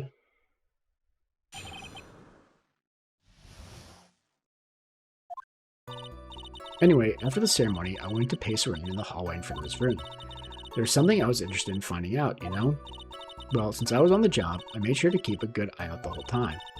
That's when someone showed up. It was a man coming out of poor Juan's room. He was on guard, Matt on guard. He was trying to sneak his way out of Juan's room. So Mr. On guard came out from the victim's room? See, it has to be him. He's the murderer. I see. Well, Mr. Wright, you may begin your cross-examination. I think what we have to get to is her revealing that she has the camera that's not hers. Because we need the note that's in it for some reason. Anyway, after the ceremony, I went to pace around the hall in front of his room. This old bag. What was your post on that night? The lobby. I was supposed to help set up the stage for that trifling show. But I refused to help, I'll have you know. It was for that lead-headed samurai show. I even took out a few of the nails. Maybe it was a good thing the show didn't go on. Besides, that manager with the glasses seemed to be working hard at it without me. So I thought I'd take a break and spread my wings a little. And that's when you went to hang around the victim's door? There's something I was interested in finding out, you know? Something you were interested in? And just what was that? It's not some little thing I can just go around telling everyone, you know? It's top secret between me and Juan. And Edgy Poo, of course. Mr. Edgeworth, what was this thing she was interested in? I have no idea. I despise gossip, Your Honor. Gossip? Which should prove relevant, we can always have it appended to our testimony later. Looks like we shouldn't force it right now. The witness stayed in the vicinity of the victim's door the entire time. Keep pressing on everything. Well, since I was on the job, I made sure to keep a good eye out the whole time. Oh, and you tell us the number of people who went in and out of Mr. Creeder's room? I have no idea. I wasn't born so I could count things for those who didn't pay attention in class. That's why ever since I turned 20, I've been keeping track of how old I really am. Yes, well, that would explain why your age was not included in the report. In any case, the witness then saw someone, correct? Kind of weird that she said she didn't count how many people. Was that more than one? But when someone showed up, it was a man coming out of Portland's room. Who in the world was that? I'm not allowed to say. This sort of information has to be carefully guarded from the masses, Sonny. The man that came out of Juan's room. He was. Ah, I'm too scared. I can't say his name out loud. Oh, what I wouldn't give to have Franziska's whip right about now. Well, I guess I can tell you since he was such a bad boy anyway. He was on guard, mid guard. You saw my client? Are you sure about that? Yesy. Really? Knowing Brett, when I say I saw someone, I saw that person. Why do I get a sense of deja vu? Because you saw him in the costume. Maybe to avoid a repeat of last year, I should delve into this a bit further. Please tell the court about the man's clothes in more detail. Show some manual art, really, as if something like that matters. But it does. Now what was it? Oh yes, it was that thing. What thing? That gaudy thing he's always wearing. That racing jacket. Oh, but maybe it really was him. He was wearing that at the detention center, too. That thing's meant for nothing but seducing women out of their pantaloons. Men. Right. So, Mr. Wright, was this testimony just now important or relevant in any way? Oh, it's very important. If he was wearing his racing jacket and not the hakama, then how did the button get in the hakama? Of course it was important, Your Honor. And perhaps you would like to point out what part of that testimony was important. Don't you see, Edgeworth? Your Honor, I request what the witness said about the jacket be appended to her testimony. I don't quite see where you're going with this, but alright, witness, please. Well, I don't like to badmouth anyone without reason, but if I must... He was wearing his flashy racing jacket. Honestly, it's all just for show. I don't remember. I don't think she's lying. Okay, no. We need to get back to it. Sorry, I guess I could have read that, but... Okay. Present the button. Miss Oldbag. What? Don't say my name for no reason. Do you know what this is? Ah, it's button number 2 in the Jammin' Ninja's costume. Now I know she's an obsessed fan. She identified it in a single glance. Give it here, give it here. If you don't give it to me, I'll punish you with this. Wow, she really is a diehard fan to want a button covered in blood.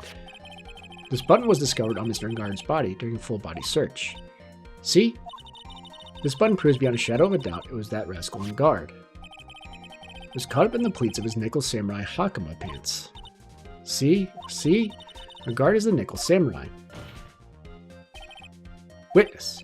Now, it may just be me, and I do have an active imagination, but just now, didn't you say the defendant, Matt Engard, was wearing his usual racing jacket? Ah, I'm so sorry. Sorry that you judge people based on what they wear. If I wore the trendiest dress... Oh, okay. She's gonna go super fast.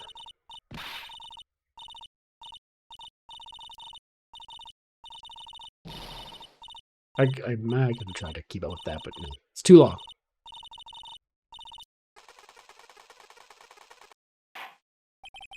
Now hold your tongue still there for 1 second. So what you saw in actuality was not Mr. Engard, the man. Mr. Engard, the Nickel Samurai? What do you think about it? Wait, so now she's saying she didn't see him wearing the jacket. She saw someone dressed up as the samurai. They're really one and the same anyway. This old bag, this is a very important point we're talking about. Edgy Poo, do you think so too? Well, it might be something worth considering. Just say it's important and agree with me for a change. Witness, think carefully and try to remember as much as you can before you testify. All right, if you insist. I should be the one sighing, not you. Okay. Who I saw. Engard, yes, now I remember. The Nickel Samurai, that's right, it was the Nickel Samurai that I saw. Yes, it would have been convenient for him to wear his costume during the murder. He had to go to that poet ceremony stage show right after the crime, you know? So he must have worn that Nickel Samurai costume when he was stabbing poor Juan. So the important thing here is that he wasn't wearing his outfit because he did not think he was going to the post-show thing. He knew nothing about it. I knew it. I knew you'd say he was inside that costume. What? Do you think there could have been someone else inside that costume? Don't be a bad little boy, thinking such things. But the possibility does exist. Ah, youngins today, I told you, there's no way it was anyone else. How do you know that? Because I said so, and what I say is the truth. At least she's just as delightful a witness as she was a year ago. Mr. Wright, you may cross-examine the witness.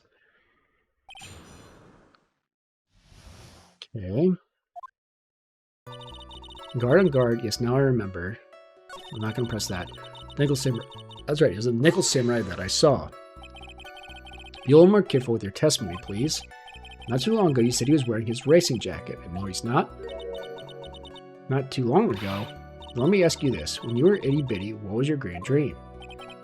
Huh? What do you want to be when you grow up, whippersnapper? My dream, huh? Well, I wanted to be Judge Whackney. You're of the public's court. That's so weird.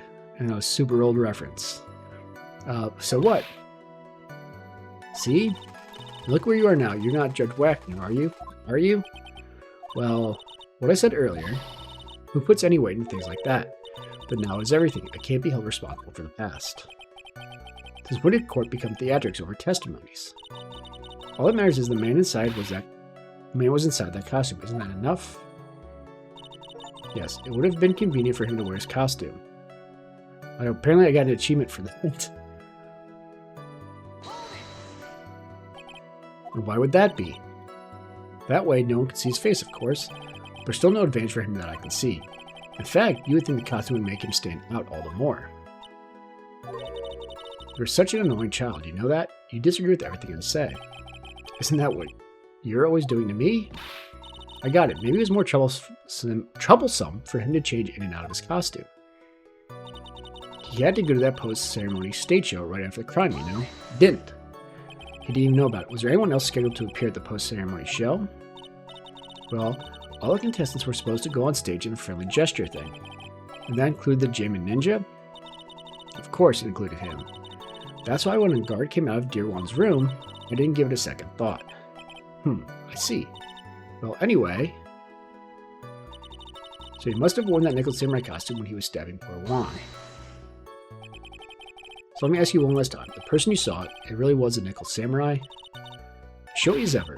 Haven't I been saying that from the very beginning? Can I just throw in the towel yet? You don't need to think too hard on this one, huh? There's a contradiction in her testimony and it's sitting in plain sight. The question is what that contradiction means for us. Well, I have to figure out what you're talking about first, but okay. So, what do I have... What do I have that says he didn't think he was going to be there?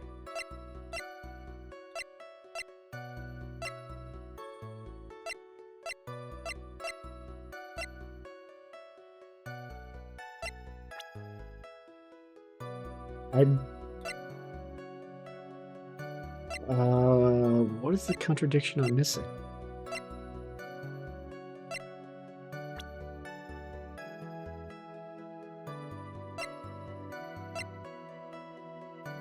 Because, I mean, I know the contradiction that makes sense is that he was not planning on being at the press conference. But I don't think this is what I would present for that.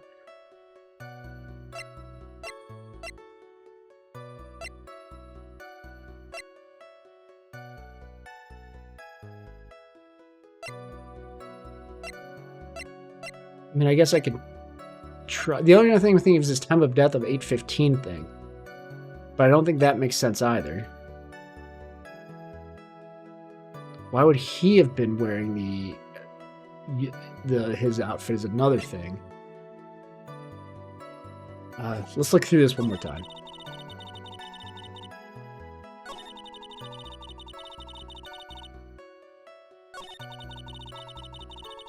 They go for that post-ceremony stage show right after the crime, you know? So he must have worn that Nickel Samurai costume when he was stabbing poor Juan.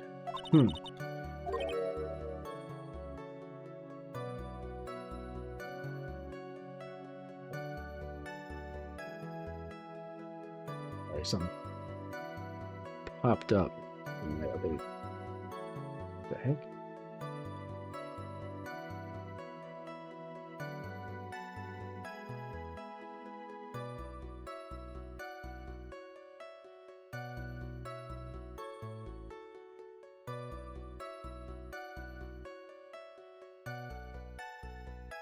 Okay, sorry.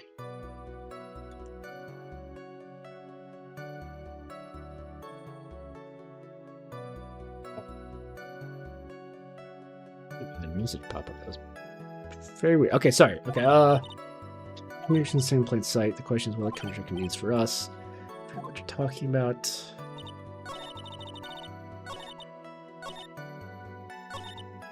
he must have worn the Nickel Samurai costume when he was stabbing poor Juan. Let me look. I didn't mean to hit that. That's fine. We can afford a -2 points, I think. Either on the button. I wanted to look at this.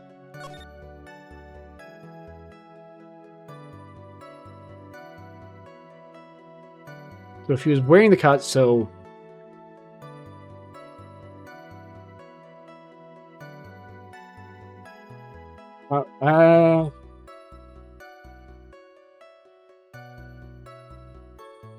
if he was stabbed and there were fingerprints on the knife,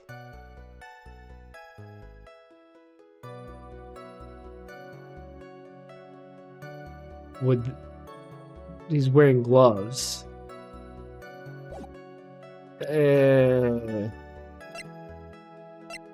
I think this is a bit of a stretch, but hold on.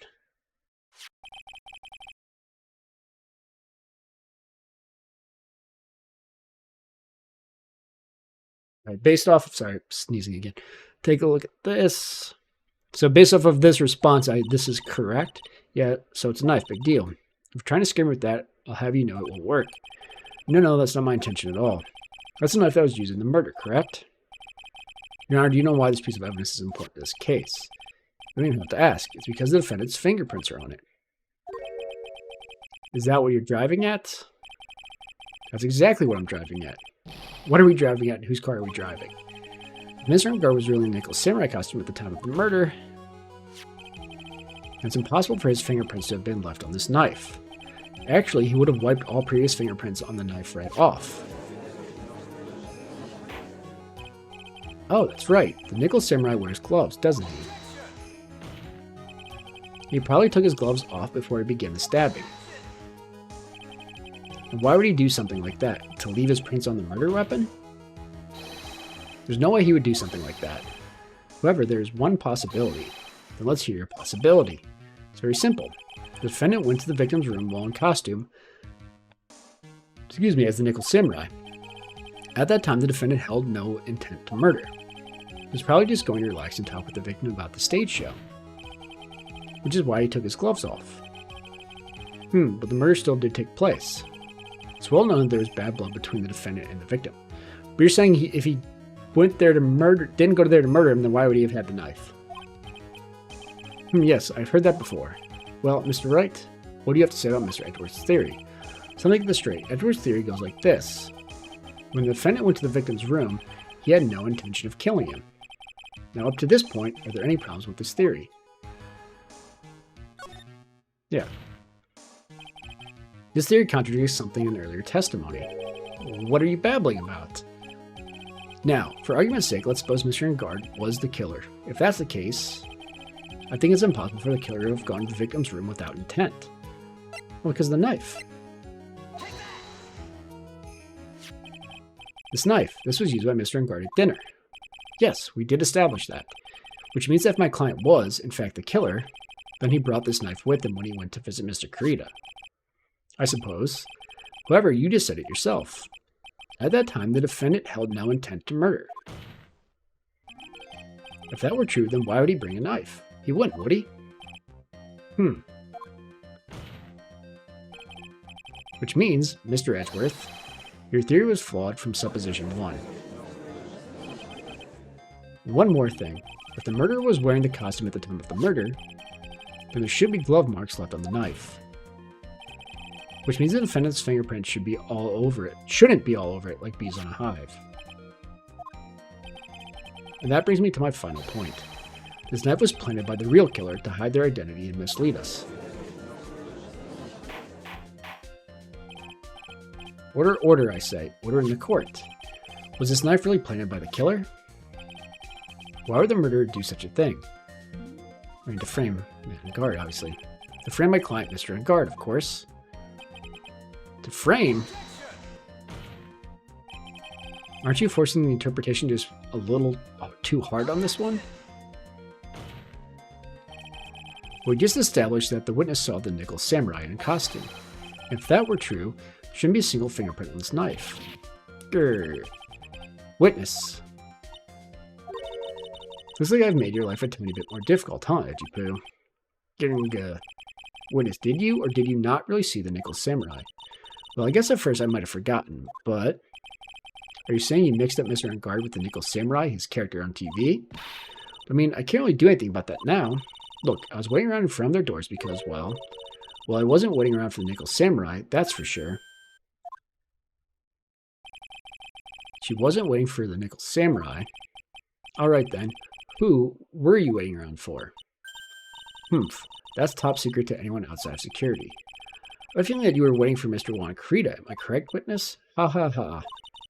The way you think, you are a sad amateur with a terrible case of nearsightedness. Amateur? Me? What am I an amateur of? So Old Bag was waiting around in front of the victim's room. But it doesn't sound like she was waiting to catch a glimpse of Mr. Kurita. Maybe Phoenix. Maybe Old Bag was waiting around for that person. Obviously the manager.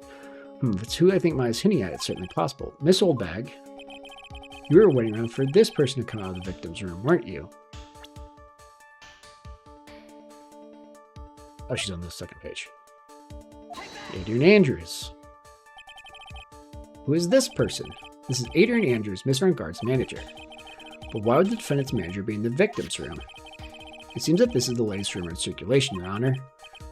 Oh, this is... Well, this is... I see.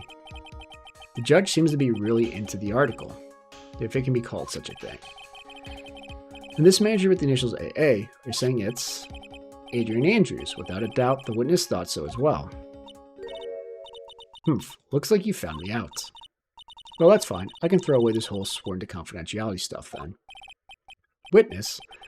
What in the world are you? Watch out, Phoenix. I've got a bad feeling about this. A very bad feeling. I've got some information, some very secret information from a certain source. So that's why I was doing my own little investigation. It's secret, of course. But what for? Oh, just for myself. Personal reasons and all that.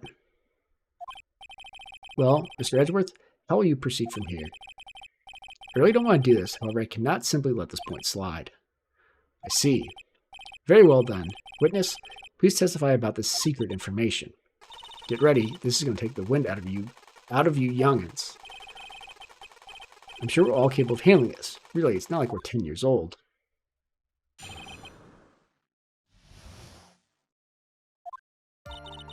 That on guard is one evil, evil man. He thought he could ruin poor Juan by causing a huge scandal. So to do that, he sent his own manager to get in close with Juan. I cannot condone such dirty tricks, so I took action. Oh, and this is top secret. You got that? Nobody else but you and me know yet, okay? So this is where she's going to confess that she got that camera bag, I think. Defendant sent his manager? What a distasteful topic for this court. What? Nobody's above gossip. Isn't there a saying? The truth is never pleasant. Never heard that one before. Mr. Edgeworth, what about this Adrian Andrews person? We've looked into this matter and found that the truth the article proposes is, in fact, baseless gossip.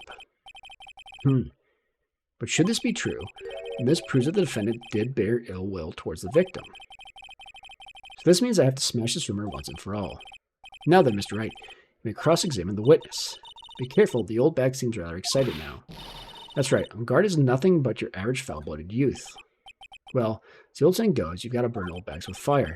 Time to fire up the afterburners and hit the highway to the danger zone. Really weird writing.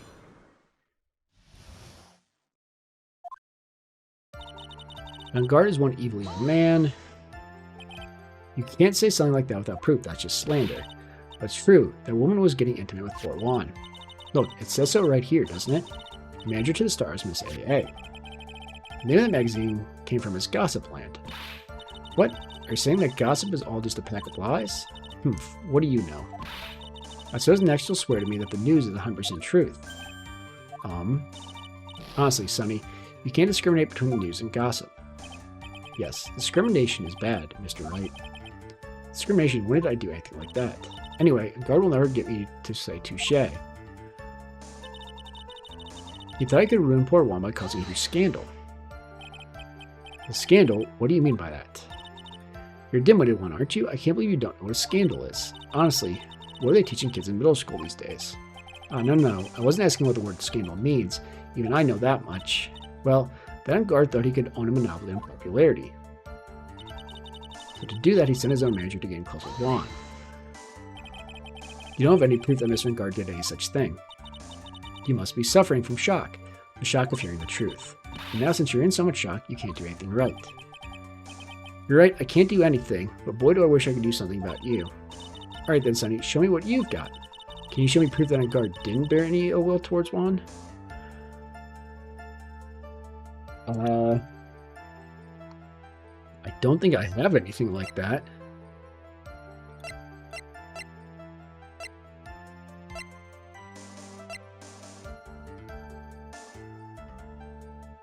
I'm pretty sure I don't.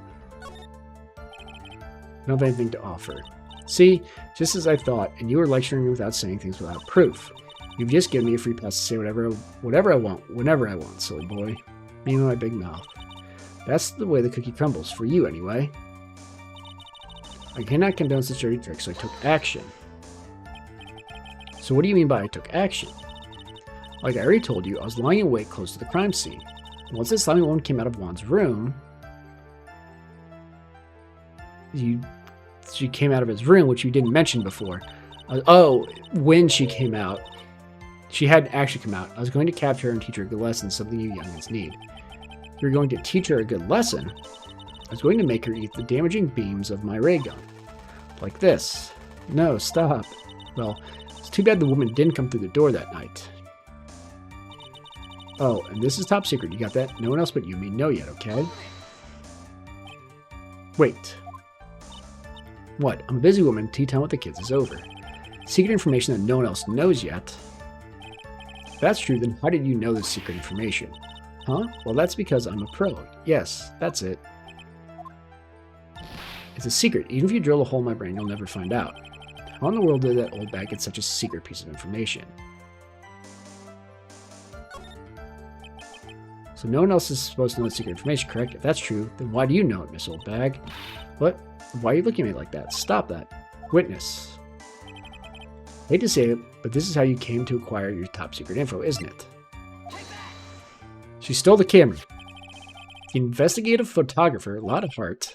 Oh yes, I remember that mischievous girl. She reported that she had lost a certain note she had written to herself. She reported such a thing. On that piece of paper, she had written down some of her outrage or impressions about the relationship between the victim and Miss Andrews. What? Outrageous ideas, you said? No, I said impressions. Then everything written on this piece of paper is completely meaningless? Ah, that's it. That's the note. No, you see, this is something completely different. This is my top secret list of groceries to buy. Then you were the one who took Miss Hart's note? I'm just a huge fan of wands, that's why. That infamous puffy-haired whippersnapper. She's working with that evil on guard. She said so herself. On guard, I'm his sidekick. She was so happy, smiling like a silly duck. I was only checking what she had written.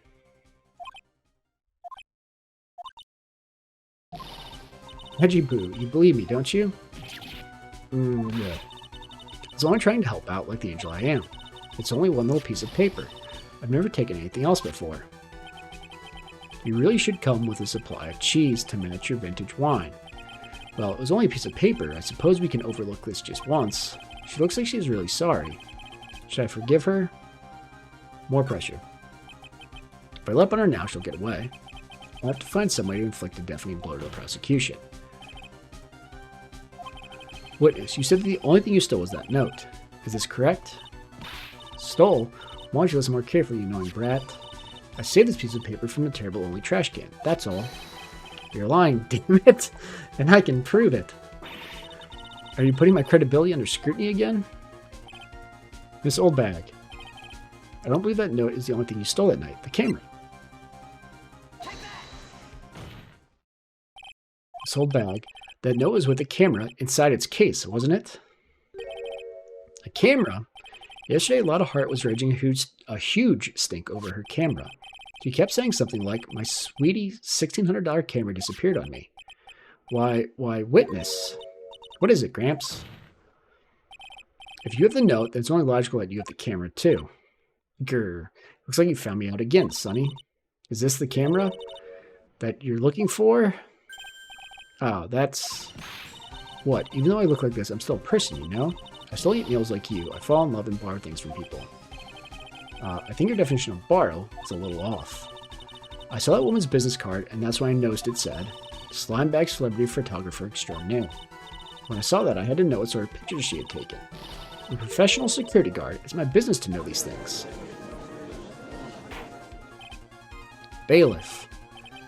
Check this camera's photos. Hurry. You must examine them at once.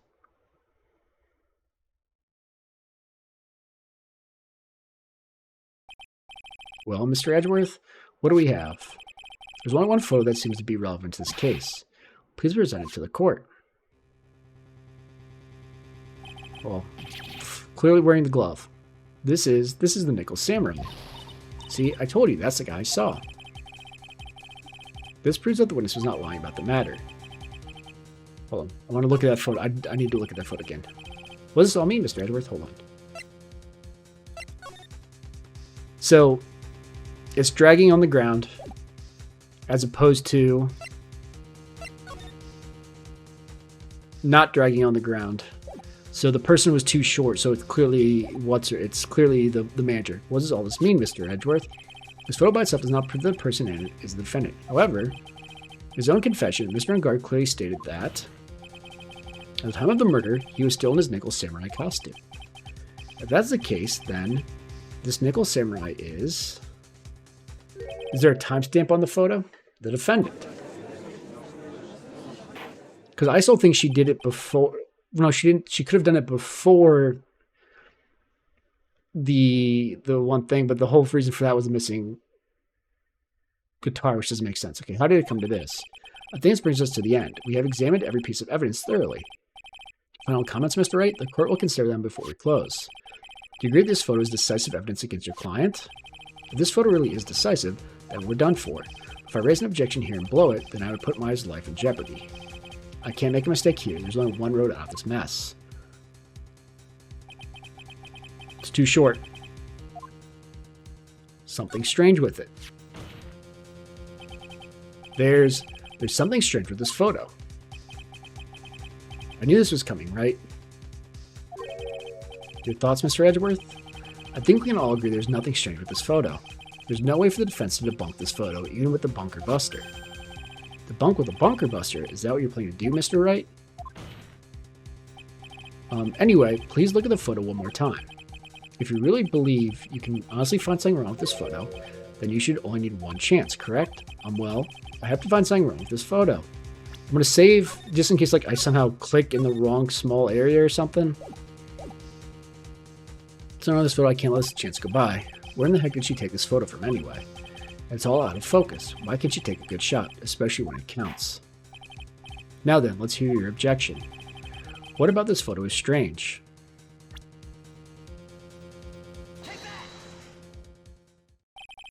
I'd like to direct the court's attention to this one area right here. What are you pointing to? His ankles? If you could see this person's ankles, that would be one thing. However, you can't. And what does that mean?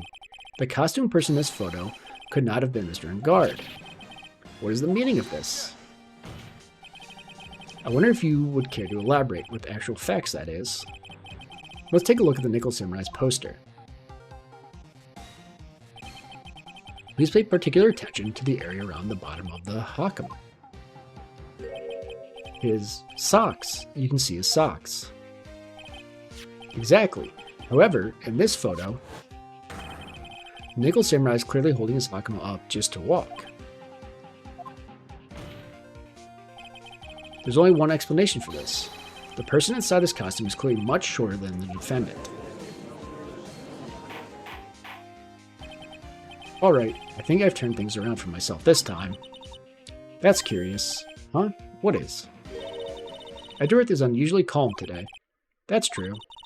He's just letting the trial run itself, as if he's only along for the ride. Along for the ride? What do you mean by that? I can only guess that perhaps he doesn't feel under attack at all. He doesn't feel under attack? Then I haven't damaged his case at all? Mr. Edgeworth, where does this leave us? If the person in this photo is not met in guard, then everything the prosecution has tried to prove has become meaningless. I figured it would come to this. What? Right. I have something I want to ask you. I think you have proven that the person inside this costume is not met in guard. In that case, who is this a photo of? Who is the person wearing the Nickel Samurai costume? Don't stress out over this, Phoenix. It's very simple. What you should be focused on is Edgeworth's attitude, don't you think? Yeah, why is he so calm? Mr. Wright, let's hear your thoughts. Who is the person in this photograph? Adrian. Adrian Andrews? If you want to know who that Nickel Samurai is, none other than this woman. And why would you say it must be Miss Andrews? What in the world points you to her? For starters, she's short, and she can freely move in and out of Mr. Engard's room. Finally, she had dinner with Mr. Engard that night. And how does that all add up? It means that it makes it very easy for her to get a certain item. A certain knife with Mr. Engard's fingerprints all over it. The knife that was used as a murder weapon? Why don't you just say what it is you want, right? I have to do this now. It's my last chance to turn things around. The defense moves to indict Miss Adrian Andrews in the murder of Juan Carita. It was Miss Andrews who tried to frame the defendant for the crime. We don't know why she tried to frame him yet at this point. I don't think. Order, order, order. It looks like this trial has had a most unexpected development. Mr. Edgeworth. Yes, Your Honor? This court is issuing a subpoena for Miss Adrian Andrews. A verdict cannot be passed without first hearing her testimony. Alright, this is it. This is kind of bad for us. Huh? What do you mean? If Adrian Andrews is summoned to court as a witness, it means that the trial will go on for another day. One more day? Elk. If I don't get a verdict today, then Maya... Now then, we shall set Miss Andrews' testimony for tomorrow. What am I supposed to do? The judge is about to adjourn the court.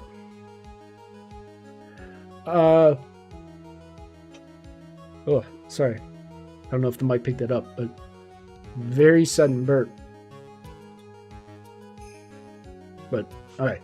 I'm assuming I now need to...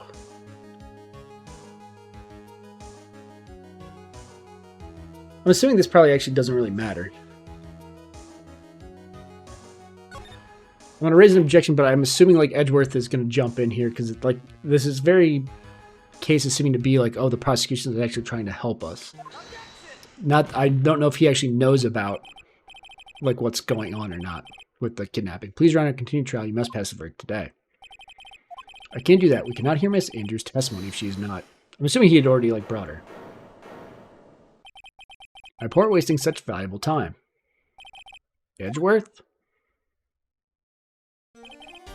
Your Honor, I request that you please continue with today's trial. But we cannot continue due to this unexpected development. Tisk tisk. Unexpected development? I think you underestimate me, Your Honor. What do you mean by that? That Mr. Phoenixwright would slave his way to subpoenaing Miss Adrian Andrews is all happening according to plan. Even if Rhett was a bit slow to catch on. But what?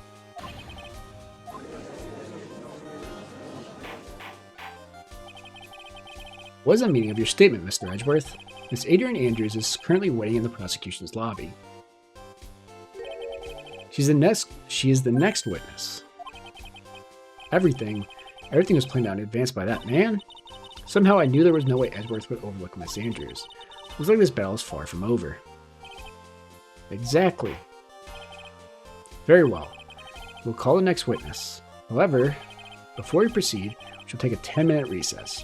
Please prepare your witness in that time, Mr. Edgeworth. The court will now take a 10-minute recess.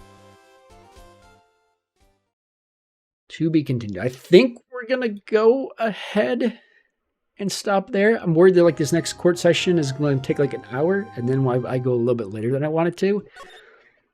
I'm also slightly concerned that we haven't gotten halfway through this case even after 3.5 hours. Because my goal for the next stream was going to be to finish this case. Hold on 1 second, hold on. I think our still big there. And if that's the case, does that mean that stream's going to need to be like 5 hours? So then I have to decide, do I want to like pick a day to do a really long stream? Do I want to do 2 days back to back of shorter streams? Maybe I'll do that. I'll figure it out. I'm not going to stream tomorrow on Monday. I don't like to do Mondays.